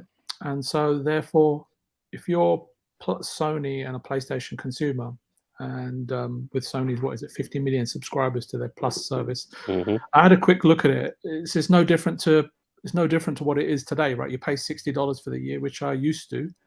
And I have to say the two games I'd get with Sony versus the stuff that I get with Xbox Gold is night and day in favor of Sony. And I mean, it's a little bit difficult because I'm going to say stuff that's contradictory because I haven't played Game Pass in a month now after playing it like for 15, 16 months non-stop. I'm playing Elden Ring with Removable. So and that's why we're so quiet today, because we're co-oping in the background. Are you really? I didn't know that. No. I think from when Miss Lupa is looking at it, she's looking at it as a gamer and saying, look, I'm on Xbox. This is what I get from Xbox, and I'm really happy with the deal that I've got. When I look across to my cousins over at PlayStation, I don't see the same value as I'm currently receiving on Xbox. And that's fair enough. But for Sony gamers, it's going to be a case of, right, we pay $60, that's going to stay the same, and all the perks for the basic, whatever it is, PlayStation Extra Plus or Extra, I don't know, whatever the base model is, it's business as usual. But however, if you want to pay an extra $40 a year and you want to access, I don't know what the 400 games are, so I can't really tell you if they're for me or not. You can play, I'm assuming the catalog 400 is made up of PS4 and PS5 games, which is interesting because it'll be interesting to see what PS5 games they're going to include in the catalog, because there aren't that many, are there? So the list hasn't come out yet, so it's really difficult to tell you. Yeah, you know what? For the extra $40, those 400 games are going to be enticing for me. I do know that when I first looked at the PlayStation 5, and this is what I was a little bit perturbed, is that the PS5 gamers would get access to the top 20 games like Persona, God of War, Bloodborne, all those great games, if you have a PS5 PlayStation Plus account, but it wasn't afforded to the PS4 gamers. And it goes back to something that I said about a year and a half ago or 2 years before the PS5 came out. I said that what Sony are going to be guarding more than anything is Jim spoke about transitioning their PS4 owners over to PS5 at a pace that's never been seen before. Unfortunately, the span has been thrown in the works for everybody in every industry, because for whatever reason, these chips and so on and so forth, and the pandemic has slowed that down. And I think the subscribers that they have to the service right now, whether they're paying $5, $60, whatever, $10, those 50 million people are their golden goose, and transitioning those 100 million plus whatever, plus minus, PlayStation 4 users over to migrating them across to PS5. And as a business, what you've got to look at is like this, is that Microsoft still in the phase of proving what Game Pass is all about. I think that 30 million subscribers isn't enough for Sony or Nintendo to suddenly say we've got to go day and date. And I've said this often, is that Sony will play the strategic game because that's how their finances and how their business operates. And PlayStation is a major contributor to the Sony Corp, which is 25% or something like that, where Microsoft are in investment phase, where they're saying, you know what, this Xbox division is in single digits for us, economically speaking, right? And profit and revenue, as a profit and revenue contribute in terms of a division. So they're in investment mode, and they're investing vast sums of money, which, let's be honest, for any other company, it would be unfathomable. So, but what Sony are doing is saying, okay, let's just play the game of those that lead provide guidance for those that follow, i.e. Sony, Nintendo, Tencent, etc., etc., etc. We've talked about the others before. So I think that once Microsoft reach a critical mass, can I call it that? Yeah, critical mass is the right word, right? Of 100 million. Then I think that the economics for Sony and Nintendo might look very different. They don't look different now, because Sony and Nintendo, they are quite easily selling over the lifespan of a game, which is costing a lot more to make now. And because of Microsoft and Google paying through the nose for talent in the US, it's put production costs up, let alone the size of teams now that are required to do so. So I can understand why Sony are putting their prices up. But you have to remember is that Sony and Nintendo, in terms of the units that they sell of first party of a new game at full price, this is just going back to Removable's point of $60 or $70 pushing the price. It's a very, very niche market, because when they sell 20 million units of a game, which they're probably planning to do of their first party games, and once those numbers start to erode quickly, then I think they have to look at putting more stuff into subscription models and charging and pushing for a subscription based model business. But I think because the amount of money that they're spending on their games, the confidence that they have, they're thinking, listen, if we sell 20 million copies of a game, the first 3 or 4 million will sell at $60. Then the next 3 or 4 million that sell at 50, then the next 3 or 4 million that sell at 30, then the rest will sell at $20, right? So they're anticipating that each of their first party big hitters, like Spider-Man, like God of War, GT7 or whatever, etc., etc. I was surprised to see how many GT6 had sold. These are billion-dollar franchises. And for them to suddenly stick them into day and date makes no sense for Sony at all. In fact, I don't think that they could justify it to their shareholders. But there will come a time, I think, as Removable has said, may not quite as much as what he's saying in terms of everything will just blend into, and we'll be playing a station Xbox or whatever. But minus the PC race, of course. PC race, master race, of course. No offense, Indy. Yeah, I'm a console gamer, mate. I think that it's just right now everybody's maintaining status quo in terms of what makes their business profitable. And Microsoft are right now, I think, are entering into uncharted waters where they're saying, you know what, the economics of this industry can look completely different over the next 3 to 5 years, where subscription models will be the future. And you only have to look back as far back as Netflix when they started in 2000. It was only until they started to reach, what was it, 70, 80 million subscribers did you start getting Hulu, Amazon, and people are wondering, why did they all wait so long? Because just the economics weren't there. They weren't profitable. But once Netflix started to prove the model and people were willing to pay a subscription fee for content rather than purchasing it off the shelf, then everybody dived in. And you only have to look at Disney, right, and Amazon, right, their growth in terms of reaching 60, 70, 80, 100 million subscribers. They've managed to do it in 2 or 3 years, compared to Netflix having to prove the model over 20, and they're still paying off huge amounts of debt. Yeah, that's true. For the privilege. And again, as I say, in business, it's all about providing guidance for those that follow. Now, as consumers, we think that the grass is green here and it's not so rosy over there, and that's absolutely fine. That's how it looks. And I just don't see Sony changing their business model, as Miss Lupa said, until people start to vote for their wallets. But we know how fickle gamers are. We know how stupid people are in general, right? And I include myself in that occasionally. And I just think that, as Removable has said, or tried to sort of highlight, is the fact that, look, eventually everything will come full term. And that's exactly where I think we are right now in terms of transitioning to an embryonic business model that isn't proven in terms of subscription models, which looks great from a consumer perspective, but not from a profitability perspective from Xbox's division perspective. But they are currently, as far as I can see, is in completely an investment mode, like Netflix were 20 years ago.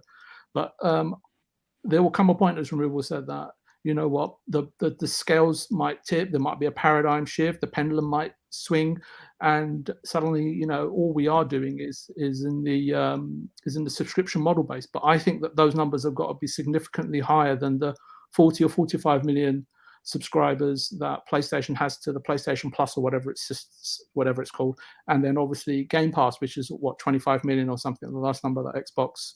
I know that the fan channels would love to say it's 30, 40, 50 and whatever, but I'll go with the official numbers because that's fact. And I think at the end of the day is that Sony, like Mr. Stubbs was saying, they are a Japanese company. You know what Japanese companies are very much like. So are very much like they are of the business mind. There will always be an opportunity, and let's just take it one step at a time and let someone else to prove the business model before we go all in. And again, as Miss Lupa said, it's just an opinion, whether you see value in it or you don't. Yeah. And to be honest with you, I don't have a PlayStation. There isn't anything on PlayStation right now that I must have in order for me to go out. And I'm never going to go and pay $1,000 for a console, because then for indie, I might as well go out and buy a PC, right? But yeah, I think it's just or it's Steam Deck. Huh? Or Steam Deck. No, it's kicking off in the chat. Gear. It's a glorified Game Gear at best. Let's be honest. And for me, yeah, I mean, Sony are doing what they need to do. What they feel is the minimum step, as Miss Lupa was saying, is to keep their fan base on side. Unless there's a massive upheaval, again, people voting for their wallets, subscription subscribers, the subscriber number from 50 million dropping, or not, or the trajectory that they're planning or forecasting that it should be not rising, then I think they'll make changes. Not in terms of the subscription services that they offer and the pricing, but in terms of the content that they apply to said services, I think will be the smarter move to make. And they may have some, big games that they're planning to say, you know what, if this happens, these are the mitigating circumstances in terms of what we'll do in case we need to prop up the service and make it look more appetizing. But I think Ms. Lupa's right to the degree that, and because they're shrewd, is that they're taking the minimum steps that they need to at the moment, seeing how Xbox's business model pans out, and And I think that what they can't say no to right now, and there's no way to justify to Japan, is in terms of, listen, if you're going to sell 20 million copies of this game at $60 because the audience are willing to pay it, then there's just no business logic for them to stick it into a subscription service. I just can't see it until they're pushed to do so, and it has to be via the consumer. And unless Removable or anyone else in the panel's got another perspective on it, I can't see past that at the moment. It's just horses for courses. Yeah. Is anyone still there? Or has everyone gone home? Yeah, no, I was yeah. So I think everybody's got really valid points, but you just have to look at it unattached, holistically, and what is it that a Sony trying to maintain, sustain internally, the steps that they want to take, they can't take, the revenues that they lose, the profitability that they use, the cost of these games. And Spider-Man's not cheap. I'm sure that the Marvel are charging a pretty penny in terms of royalty. Oh, I bet they are. And I can tell you now, I've spoken to recruiters in the US, and Microsoft and Google over the last 2 or 3 years, they have been offering astonishing amounts, life-changing amounts of money to developers, key studios, not just Sony studios, many third-party studios, to pull the talent out for their own studios. And it's caused a massive, how can I put it? Is it Removal? You call it, what is it, artificial inflation? Yeah. And that's caused that, and that has caused, and with the size of the teams, and we were talking about, look at how good Unreal Engine 5 is, and look at the visuals. Well, you need top tier talent to produce that work, and it takes more time. And you want fidelity in your visuals, it takes more time. If you want more fantastic music for your games, they've got a higher quality talent.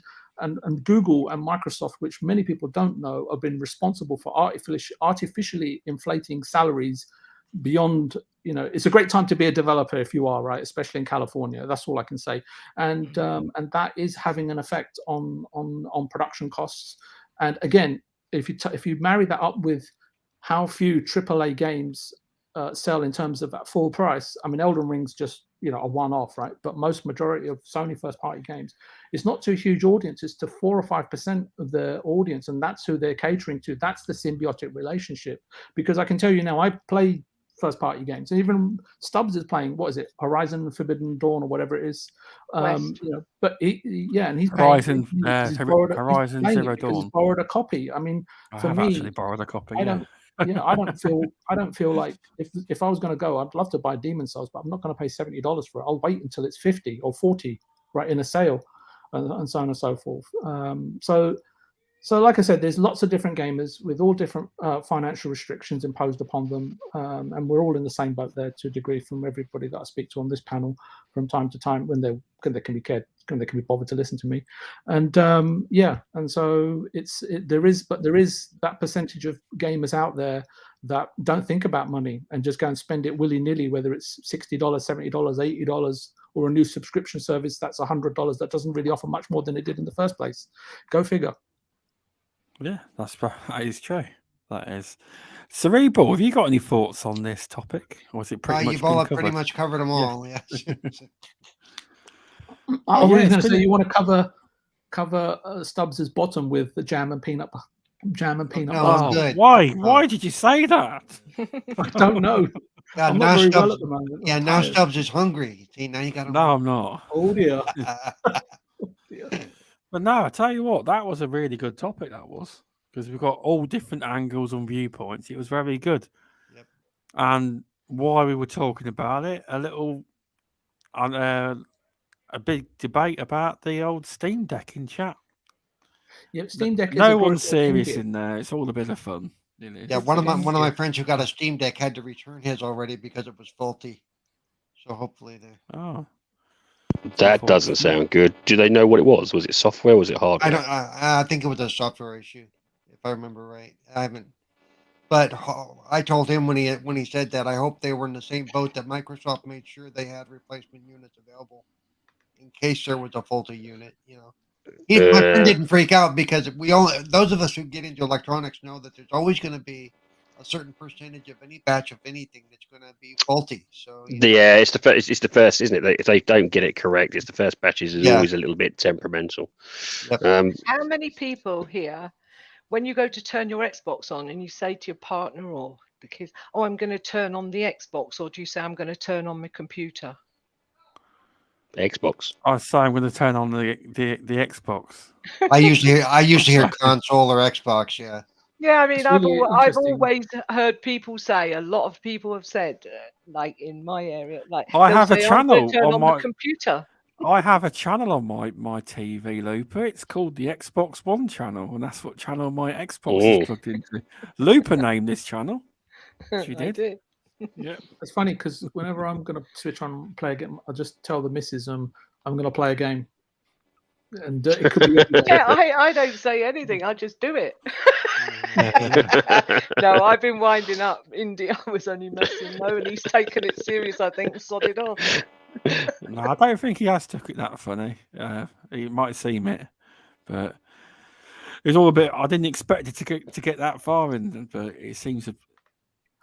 For me, the Steam Deck is a superb. To their own is what I say. I've got loads of reviews on. I've watched loads of reviews. It does look good to work. The Steam Deck for me is the perfect blend between console and PC because it's providing that operation.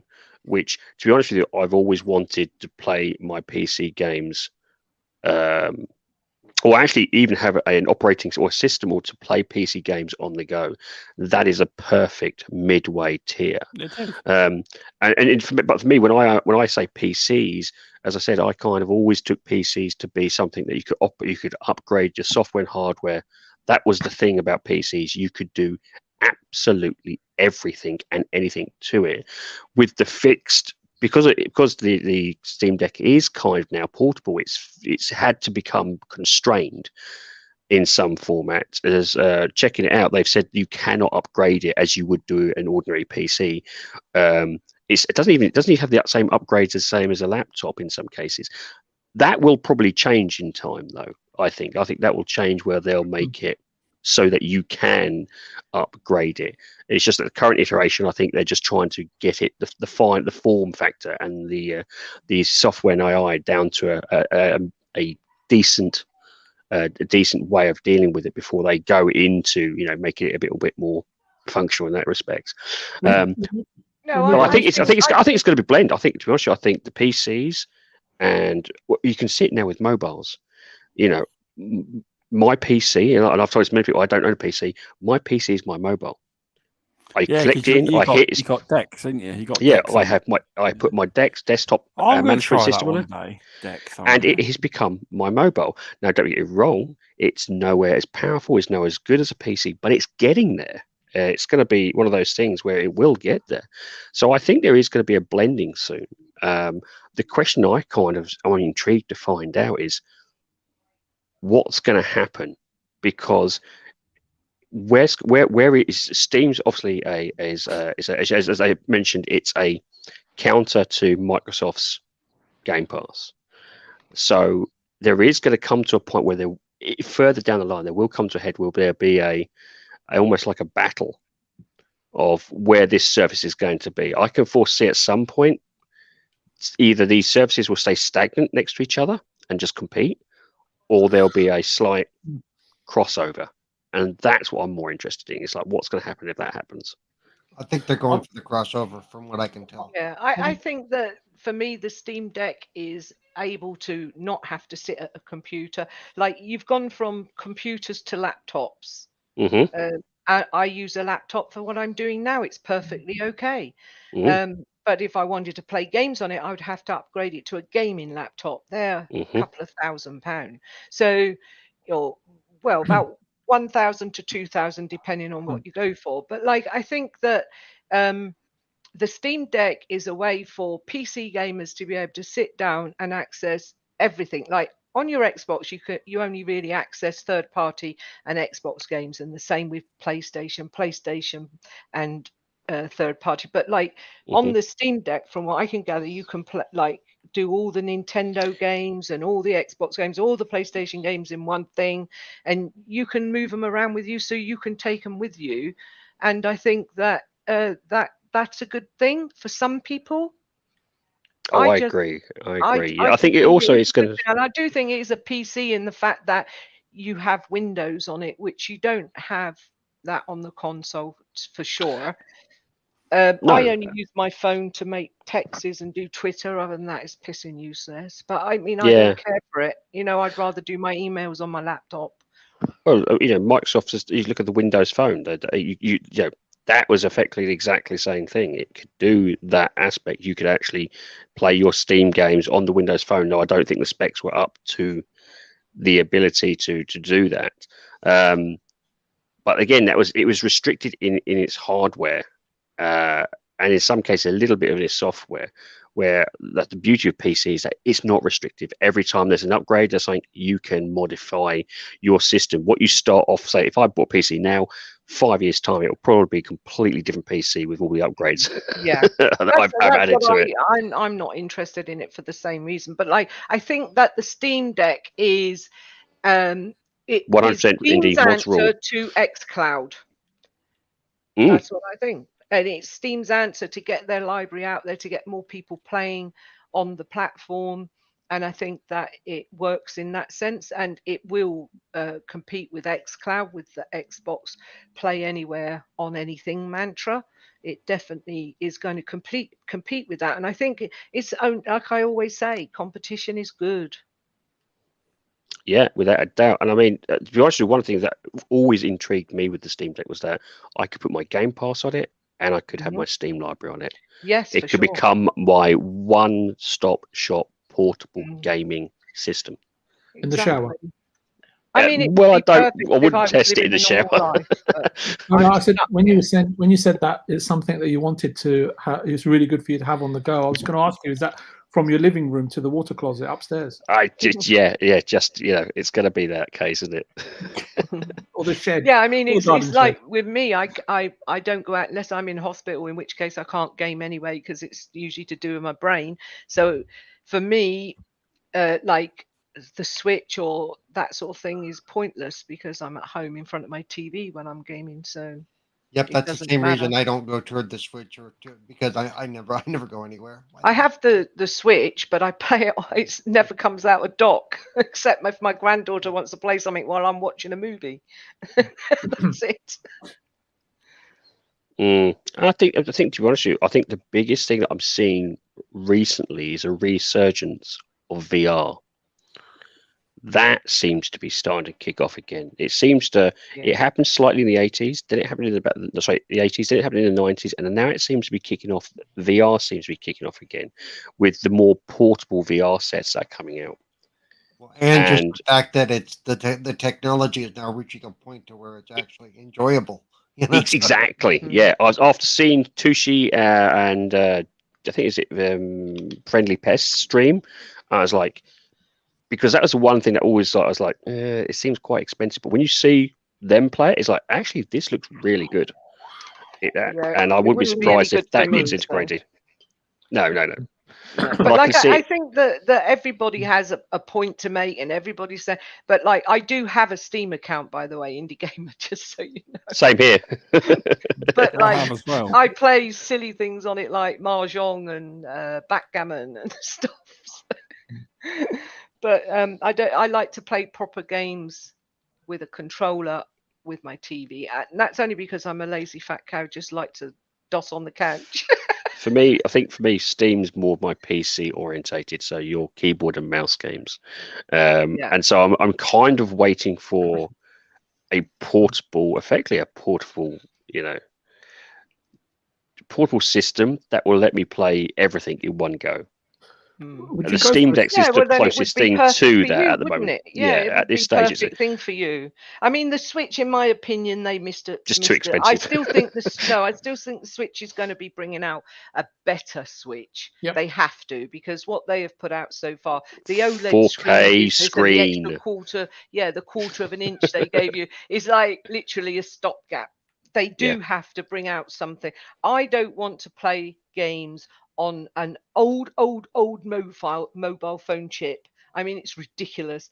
But in this time when silicon is so expensive, I think that, and in so bad demand, like there's just so much demand for it, and they can't make it quick enough.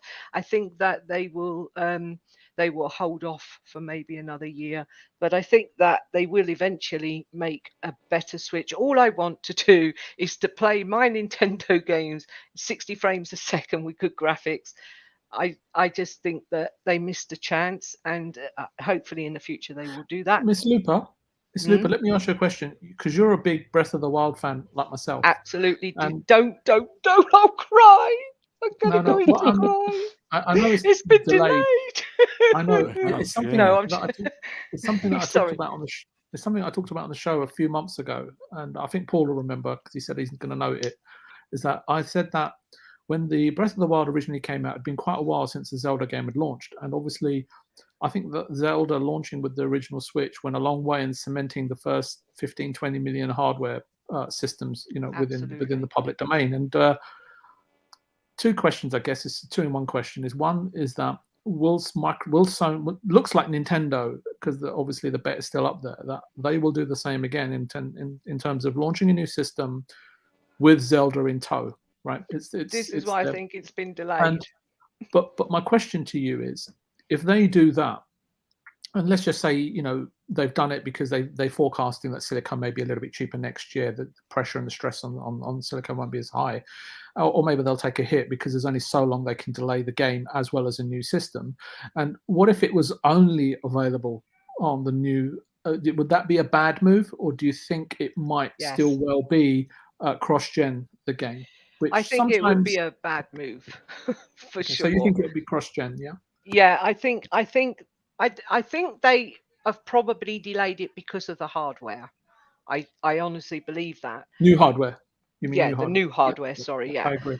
Yeah. I think the people Nintendo is so embedded in people that they will buy anything that Nintendo put out there, even cardboard boxes to do VR through. I mean, it's a joke. Yep. But there's no need to have a go at the Virtual Boy. It was a great little machine. No, I was talking about the lab box thing. It was ridiculous. I know. But I do think they've delayed it because they can't get the silicon for the Switches, the new Switches they're going to make. Yeah. But they also did release Zelda Breath of the Wild on the Wii U at the same time as they released it on the Switch, by the way. Yeah. So yeah, I'm with you, Ms. Lupa. Yeah, so I think that they will do the same thing. That they'll release it on the console that you have now, and they will release it on the new system as it's buying with the unit. And I will buy just so we're clear. I will buy Zelda Breath of the Wild 2 with the new system. That would make more sense for me because I'm like you. I don't want to play it on that old system. No, it's only because I want to. Breath of the Wild was so great. I just think that if it just performed a little bit better technically, I don't know if that's the right way to say it, removal. I'd like to have it on a new system, and I'd happily pay for that experience because I know that game's going to take 200 hours out of me, so it's worth it for me, right? Alongside whatever other games they're going to release going forward. Yeah, they did also release on this the 2.1, I think it was the Link to the Past, was it called? Can't remember. The one where you've got the mountain with the wind thing on the top. I've forgotten the name of it. I'm sorry, that's my brain dead part working. But they released that one and that did well as well. And that was a re-release. So Skyward Sword? No, Skyward Sword was a remake. It was done all with the new Link to the Past? Yeah, I think that's what it was, wasn't it? Link to the Past. It just won't come to. I think it was a Link to the Past, and that done really well as well for them. Zelda games in general. Yeah, I loved it too, and I rebought it. This is the problem with us. Anything Zelda, it comes out new, I'm rebuying. But I did turn my back on their little damn thing they put out for Zelda's 35th anniversary. Stupid little square like Tamagotchi things. It was like, no, you're not getting me with that, stick it. But I was upset because they released Mario All-Stars, which was Mario Galaxy. Mario Galaxy and the All-Stars and Sunshine. All in one, but we didn't get anything like that for Zelda, which was sad because Zelda, along with Mario, are their two main stays. And I'm partial to Yoshi. I love a bit of Yoshi, me. Yoshi's the best Mario character, I think.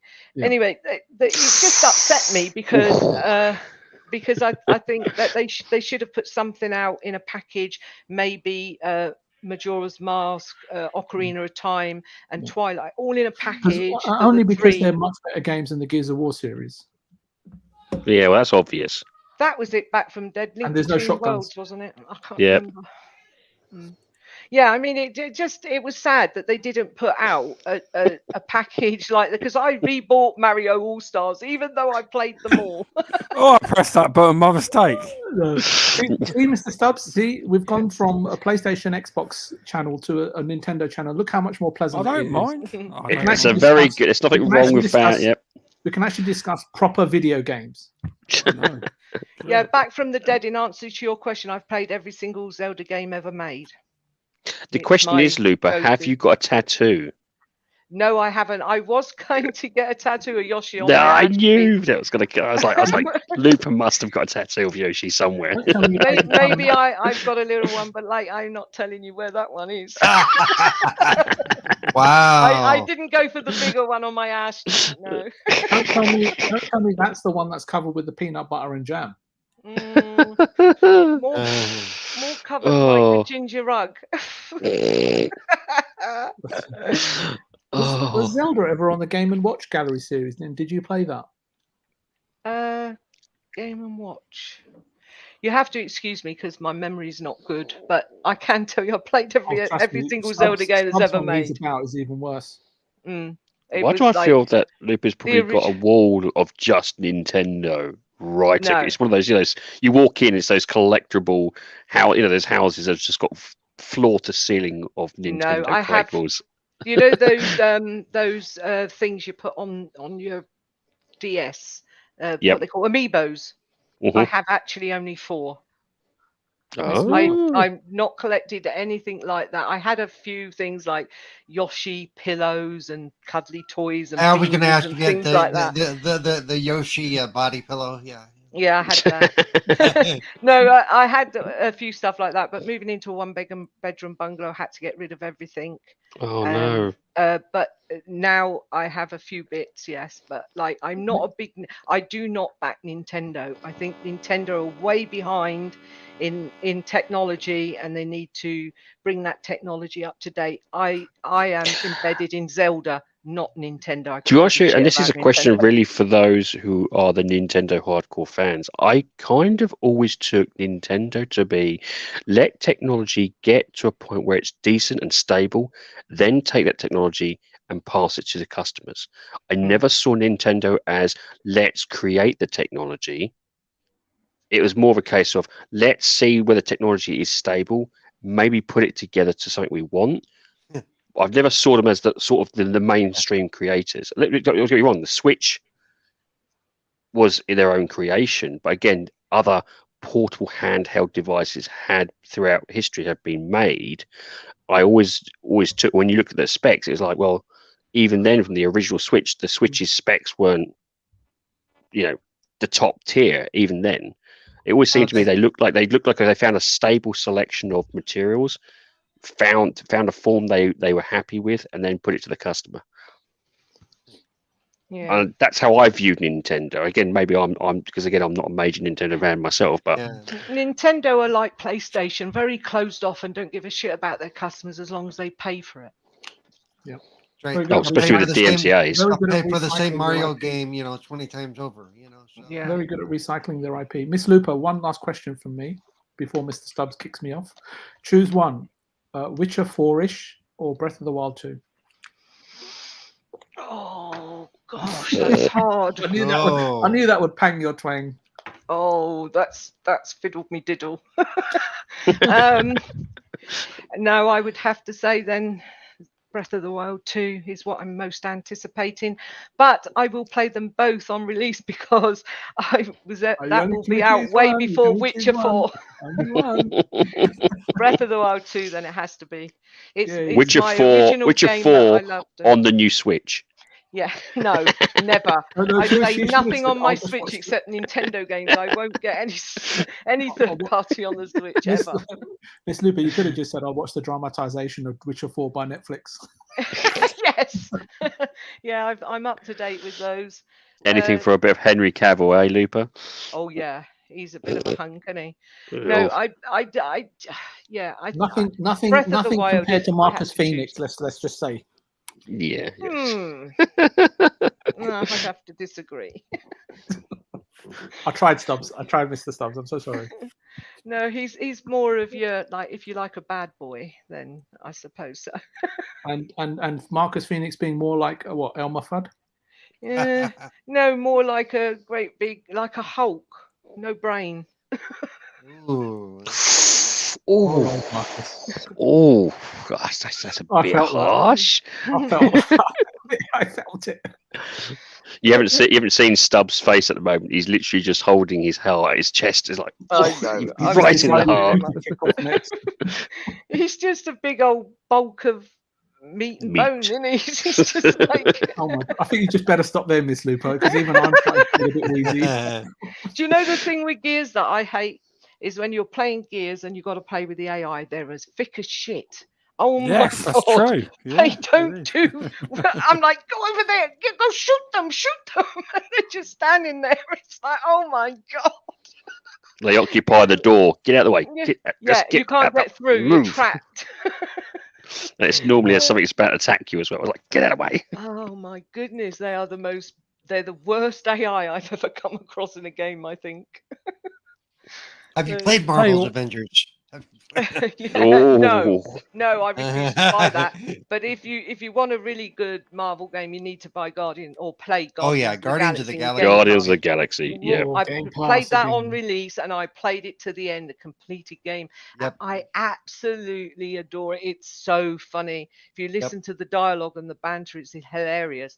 And the combat is so different. I hope they don't change it for the second one.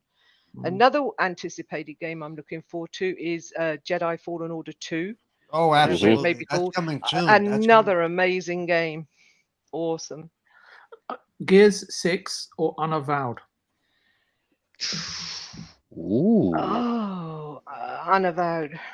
Avowed. Go on, Paul. I don't know. She's never going to be invited back onto Stubbs' channel. Sorry, she's burnt the bridge. She burnt the bridge in one swift motion.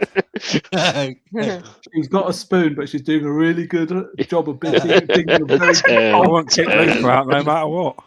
I know Avowed is anticipated because it's mixing magic. It's a bit like Elden Ring, mixing magic with melee gameplay, and I'm looking forward to that. Mm-hmm. And to be fair, I've played 5 Gears and it's getting a bit dead in the water for me. It's a bit samey, but I do still love to play it.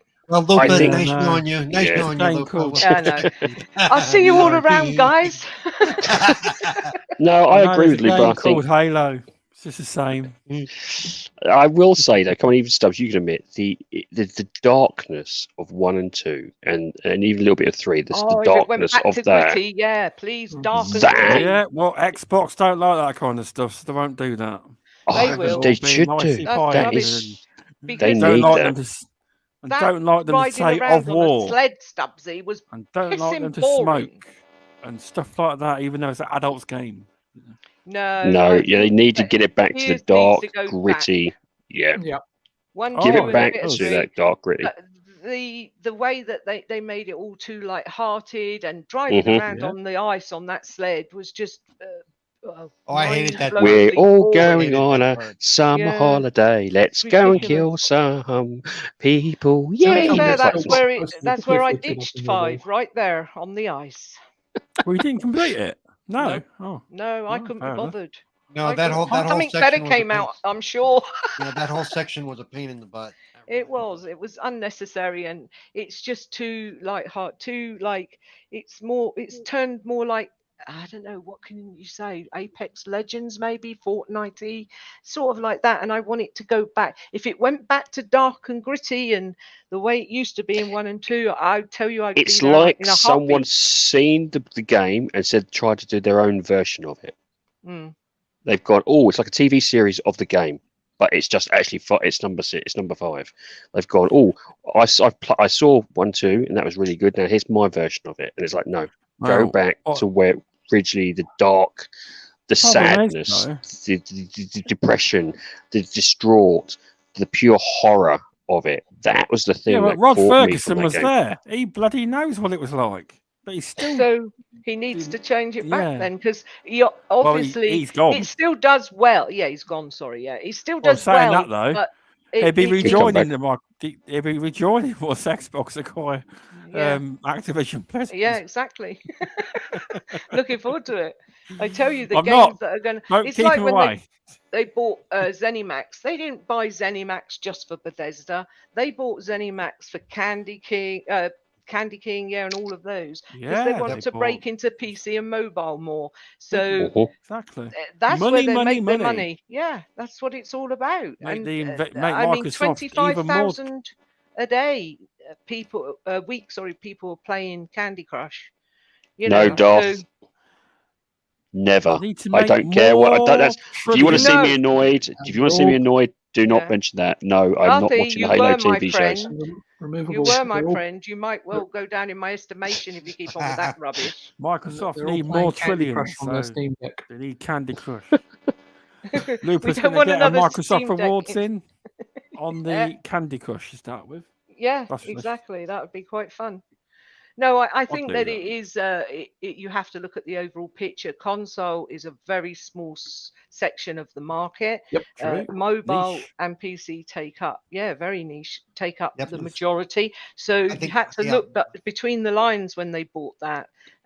I think that, and I mentioned it on the show. I think VJ will remember. I mentioned it on the show that King was probably the biggest take of that whole deal.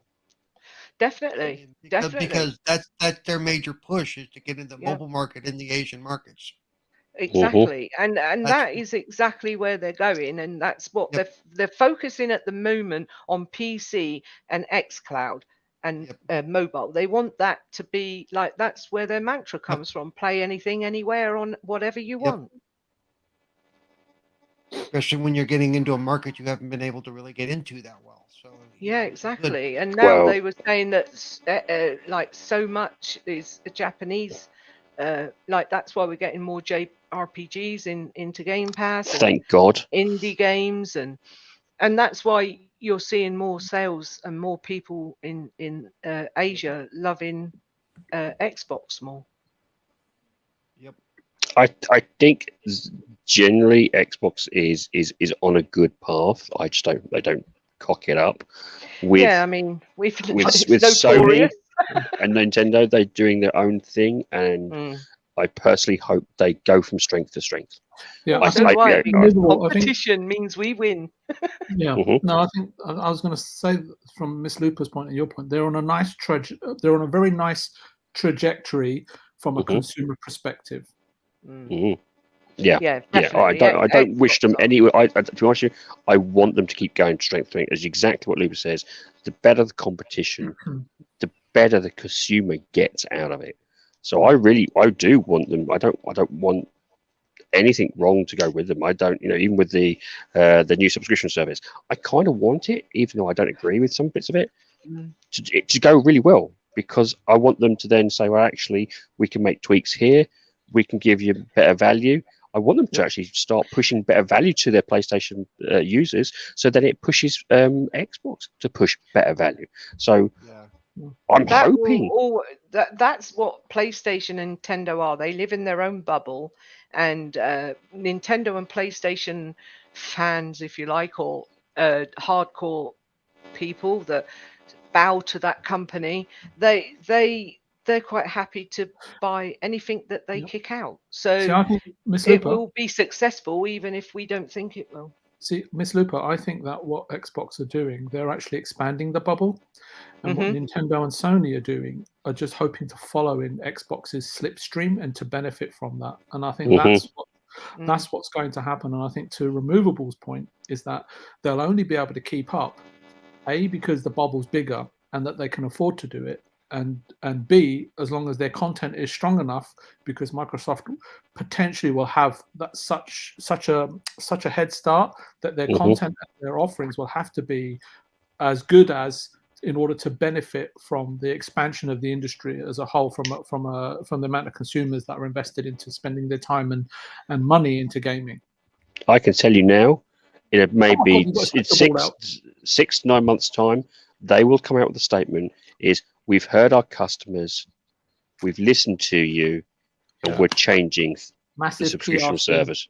Yes, and that's the difference between like Xbox and Nintendo and PlayStation. They do listen to us, and we can turn things around when we think things aren't right, just by speaking to them nicely and asking Xbox to change. And you know why they do it? Because if you look at it, why do they become the villain and then the hero? Is because right now, if you look at society as a whole globally, right, we live in a far more, how can I put it, manufactured / redemptive black and white. society. Yeah. And situation, they're playing those cards, on a PR level. Mm-hmm. And the fact is also that Jim is not a gamer, never held a controller in his hand in his life, and Phil Spencer is a gamer. And most of the Xbox management are gamers. So I think that they understand where we're coming from. They do, but don't get me wrong. Phil is still very business orientated. Oh, I'm not saying he isn't, but I'm also saying he's a gamer. He's on. But on he sees it from the gamer's perspective. Yeah, as well he's on my friends list, and I see him playing all the new games that come out. All of them. Yeah, or without a doubt. Yeah, he's on mine as well. I can tell. You can tell he's like at random. Obviously, in the UK, random times of the morning, I see him playing the latest game, and testing it out and playing it. So the thing is that there's the difference. He's coming from originally a gamer's point of view because he's a gamer. So therefore, he can see when we say something and we speak nicely, not rant and rave, F and swear and all that. Just nicely ask, this isn't right. Can you please change it? He hears and he listens and he understands where we're coming from, and then he makes the changes. Especially like for that instance where they were going to put Gold Live up to £50 a month or whatever it was. In one day, in a 12-hour snippet, he changed that. Yeah, around. I think so. That was more of an accidental. Well, no, from what I heard, no, it wasn't. From what I heard, he didn't know about it, and as soon as he did, he changed it. I was about to say, because no one, you'd have to be blind to your customer base to put that forward. And that's what I'm saying. But as soon as so he it was like, heard about to me, it was just like someone accidentally changed it. Yeah, so, someone was made a cock up. Yeah, it was like, oops. Somebody definitely, but I think that also there's other things as well. They are constantly in Xbox podcasts, listening all the time. Hi. Oh yeah, and their social presence is amazing. And their Twitter is so funny a lot of the time. And the way Aaron Greenberg put out a tweet saying, "Oh yes, we would never dream of not putting in data." He didn't exactly say something, but he slapped PlayStation around the face. It was so funny. I think there is what I do like about the Sony Microsoft situation is that you can tell they're friends because they rib each other. That's the way I've always seen it. Yeah. They rib each other left, right, and center. Together. Yeah, and it's the same thing with Nintendo. I think they've all got that. I think playfulness Nintendo about and PlayStation. The problem with them is that they are closed off to their consumer base. They need to open up and listen to what people are saying and understand where we're coming from, and maybe be kinder, maybe just a little bit kinder as a company to people that subscribe to them, because you are giving them the money. They should make it right for you to carry on wanting to give them money and buy their games and their hardware. It's the best way of making any company listen to you is using your wallet. Well, yeah, of course. And the thing is that that's what I've always said.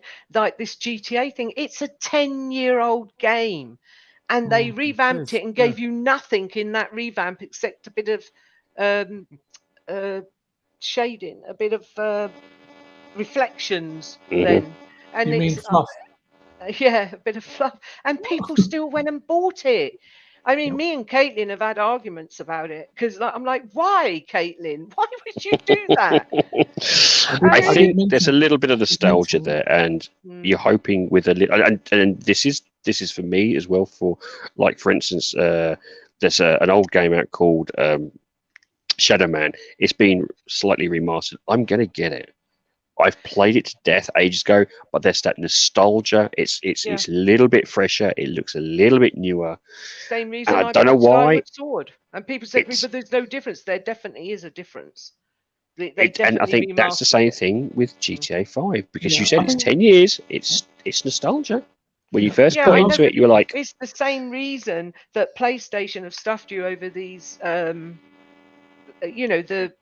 tiers, is because they're saying, along with that, you're still paying for the upgrades.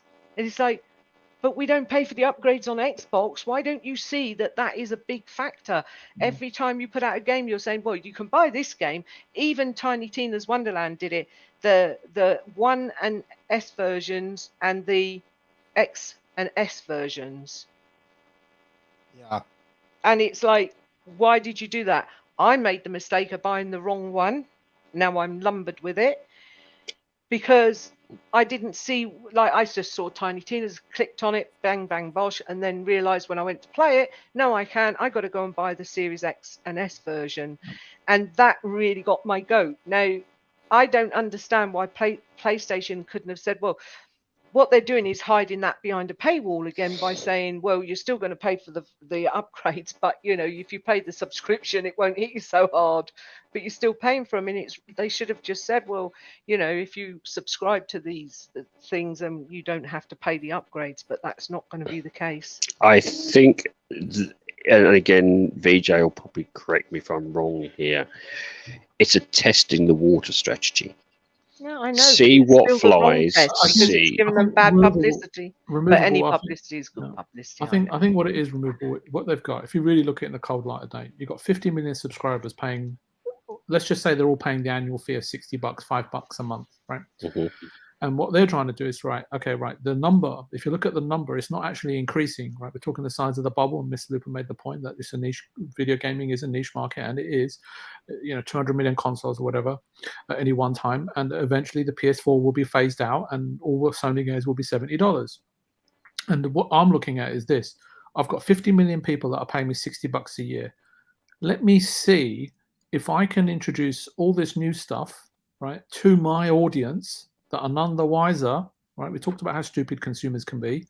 Mm-hmm. And let me see if I can offer them this stuff and get them to pay me another $40 a year, right? Which equates to what? Another $3, $3.20 a month, which is, as an incremental rise, is not a significant amount, especially for the Americans.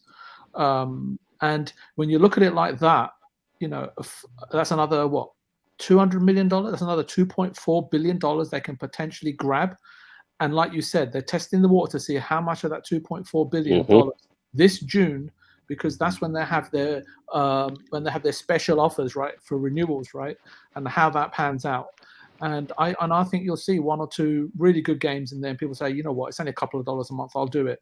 But if you look at a bigger picture for Sony, it's worth potentially $2.5 billion in incremental revenue for really not doing very much, other than making those PS4 and PS5 games available for them. I don't know how much they paid for them or whatever, but you can see there's a chunk of change to be made there, right? And if they get the PR and marketing right, they'll win again. Because as I said to you, consumers aren't as smart as you give them credit for. And you only have to look at the number of people that watch podcasts. It's infinitesimal. It's negligible, right, in comparison to the amount of gamers out there.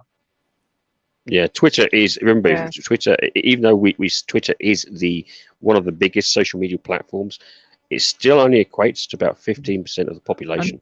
And Removable, just to add to my point, if any one of us was on the Sony board today, we'd be making that call, the same call. Financially, what's the old term? Money on the table. And if money's left on the table, why aren't you picking it up? Or in a brown envelope strapped under your front room, living room desk, Removable, as you told us.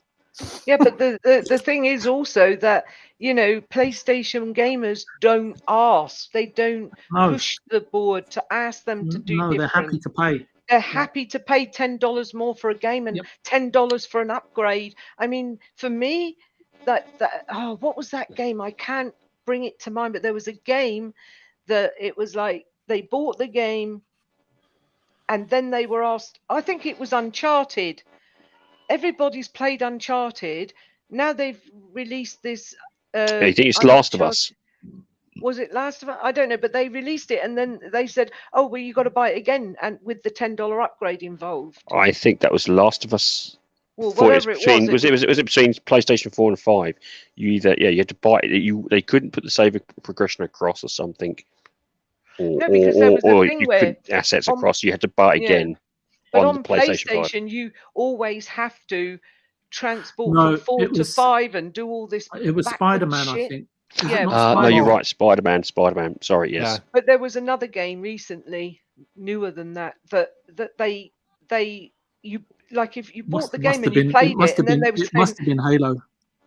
No, no, it wasn't. I think what happened, Lupa. I think it might have been Horizon Forbidden West, and they forgot about the upgrade. Is that am I correct? I don't know. It was something like that. I know that you played the game, and then they said, and then they said, well, now you've got to buy the game again just to get the $10 upgrade. So now you're paying $10 more for the game, but by having to buy it again to play the game, and it just won't come to my mind what game it was. I'm so sorry. I remember they like announced it, and they had obviously. I think Stubbs was right. I think it's the Horizon. I think it might have been Horizon, because there's games on PlayStation I wanted to play, and I was hoping I was going to get all these games in this tier subscription thing, so that I could subscribe for a couple of months. Play the Gods of War, play the Horizons, play the Ghost Tsushima. Yeah, Tsushima. All those games I love. Lovely game. Yeah, and I really want to play them, but I'm not prepared to pay the prices they want. And you rarely get them in a sale. And it's like, I wanted to get the subscription, play those top games on PlayStation that I know I would enjoy. Yeah. But now this has put me off buying the PS5 digital completely, because I know I still have to buy something for them to cloud save, like the cloud saves and all the cloud gaming part of it. That's ridiculous, because you have to pay for that on top. And it's like, I remember Paul mentioning that in quite some detail. Yeah, Paul, you did, didn't you? It's like, you have to pay for that on top, the cloud gaming, and now they're saying that's in part of the subscription tier, and it's like, I don't want to do all of this jump through fucking hoops just to play a game. I know. If the businessman in me goes, PlayStation has the cloud you have to pay for, Xbox has the multiplayer online you have to play for. Yeah, but like, each one's got a slightly distasteful aspect to it. Play all of I these think the games. worst part about the cloud thing, though, dude, is if you stop paying for it, like, let's say you have some. It goes away. Oh yeah, that blew my mind. I must admit, that happened to Mr. Tushi. Tushi lost all his saves from the years gone. He lost because he was moving and everything, wasn't he? And he forgot to. That's right. Yeah, and he didn't put his PlayStation on, and he lost the lot. See, to me, that's just wrong. And I was hoping that it would just be a straightforward gaming experience where you turn your PlayStation on, you subscribe to the lowest tier, and you get these games. Not even the newest Horizon, the old Horizon, and the Ghost of Tsushima, and Uncharted, and God of War, because those are all the ones I wanted to play, and then subscribe to that for so long and then cancel it when I finish. It may happen. It still may happen. I have no doubt in my mind that, as Vijay says, they're testing the waters, seeing what happens. If it causes too much of a bad PR, slow and steady wins the race. They will say Sony here. We're talking about Sony here. Sony, yeah. I think that's going to happen. If it hurts their revenue stream, they will do it. Yep.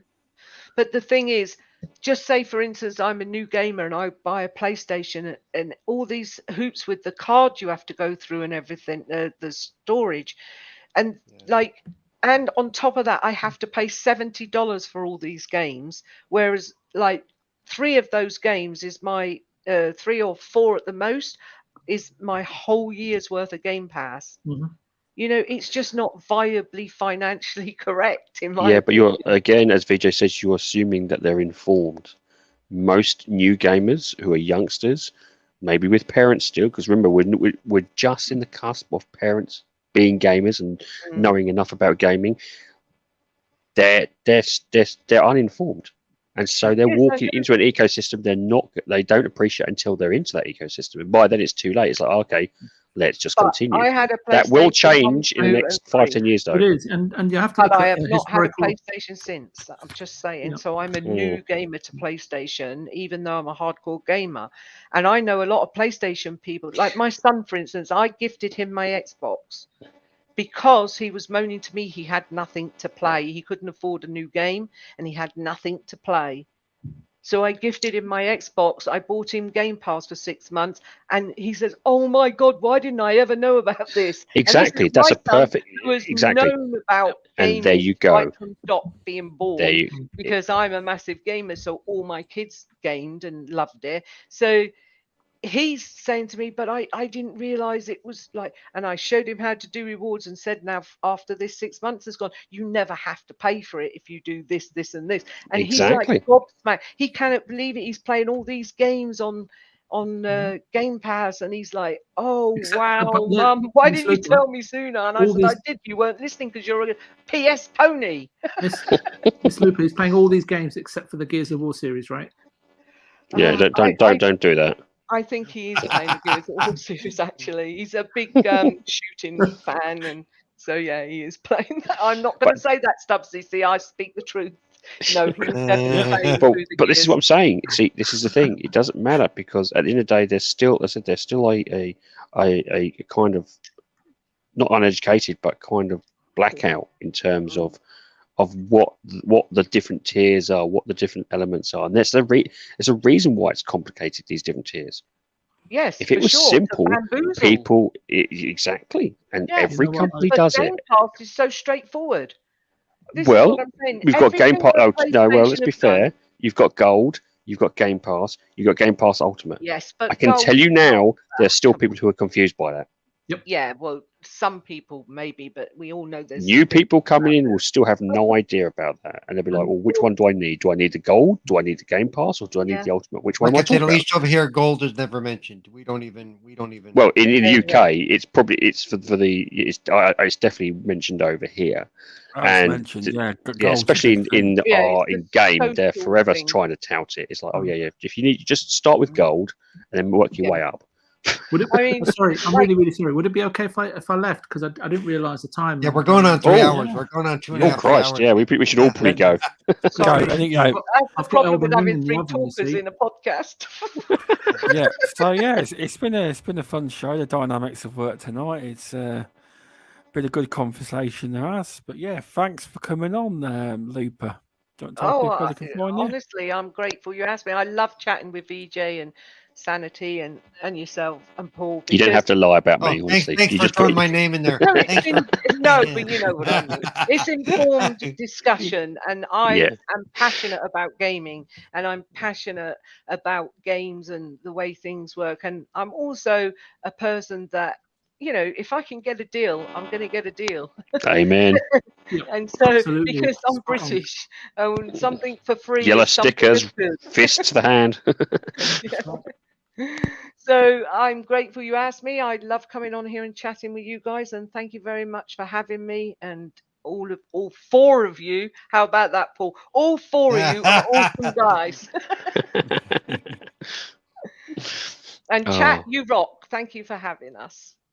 No, it's been superb to have you on. But where can we find you, just in case they want to try and chat with you online? Oh yeah, you can find me on Xbox Ultimate at 9 p.m. UK time. 9 p.m. US time Eastern, and 2 a.m. UK time every Friday night.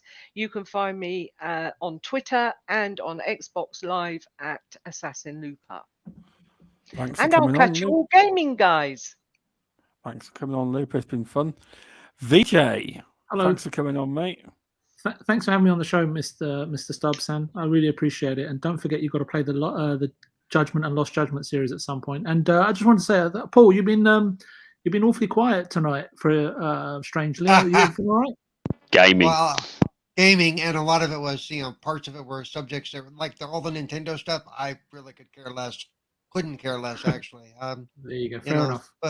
And I was playing, and I've been playing the whole time. I've been playing Tiny Tina's. So. Oh, okay. Oh, so me and Remove, we've been playing Elden Ring in the background. So yeah. I feel you. It looks like your guest is the only one who's been completely focused on the podcast, Stubbsy. So you know who to get rid of and who to employ, right? Yeah. So yeah, no, thanks for having me on. I really appreciate it. It was good. Cerebral, thanks for coming on. Yep. You can find me on Twitter as CerebralPaul1 and all the different podcasts that I do. And of course, I am now an official stream host on the Xbox Ambassador Twitch. Woohoo! So, and it's actually set a time. So I start at 6 p.m. UK time, and I picked that time for a reason for my UK friends. Thank you. If you want to go catch me over there, definitely, I do. Yeah. So there, and then of course, on Sundays until the end of April, I do Good Morning Xbox with Noof. On Tuesdays, I do Retro Renegades. On Wednesdays, I'm here, and on Thursdays, I'm on 4GQ TV. So there you go. Yep, I'm on everybody's channel, everybody else's channel, but my own. Yes. Yeah. Thanks for coming on, Paul. RemovableSanity, thanks for coming on. I much appreciated for having me on and having a little chat. It's great to see Lupa again.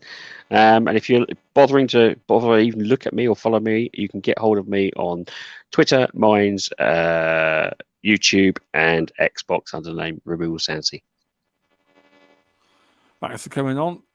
And you can find me at StubzGaming on Twitter and also on Spotify and Apple Podcasts. If you want to drop a 5-star review, I'd be very much grateful. But thanks to everyone for tuning in. Been many great people in the chat tonight. It's been a fun one. We haven't gone to 2 hours and 40 minutes in a very long time. So the chat must have been very in-depth. But anyway, thanks for everyone for tuning in. And we'll see you all next week. Thanks, Lupa. Catch you all gaming, guys.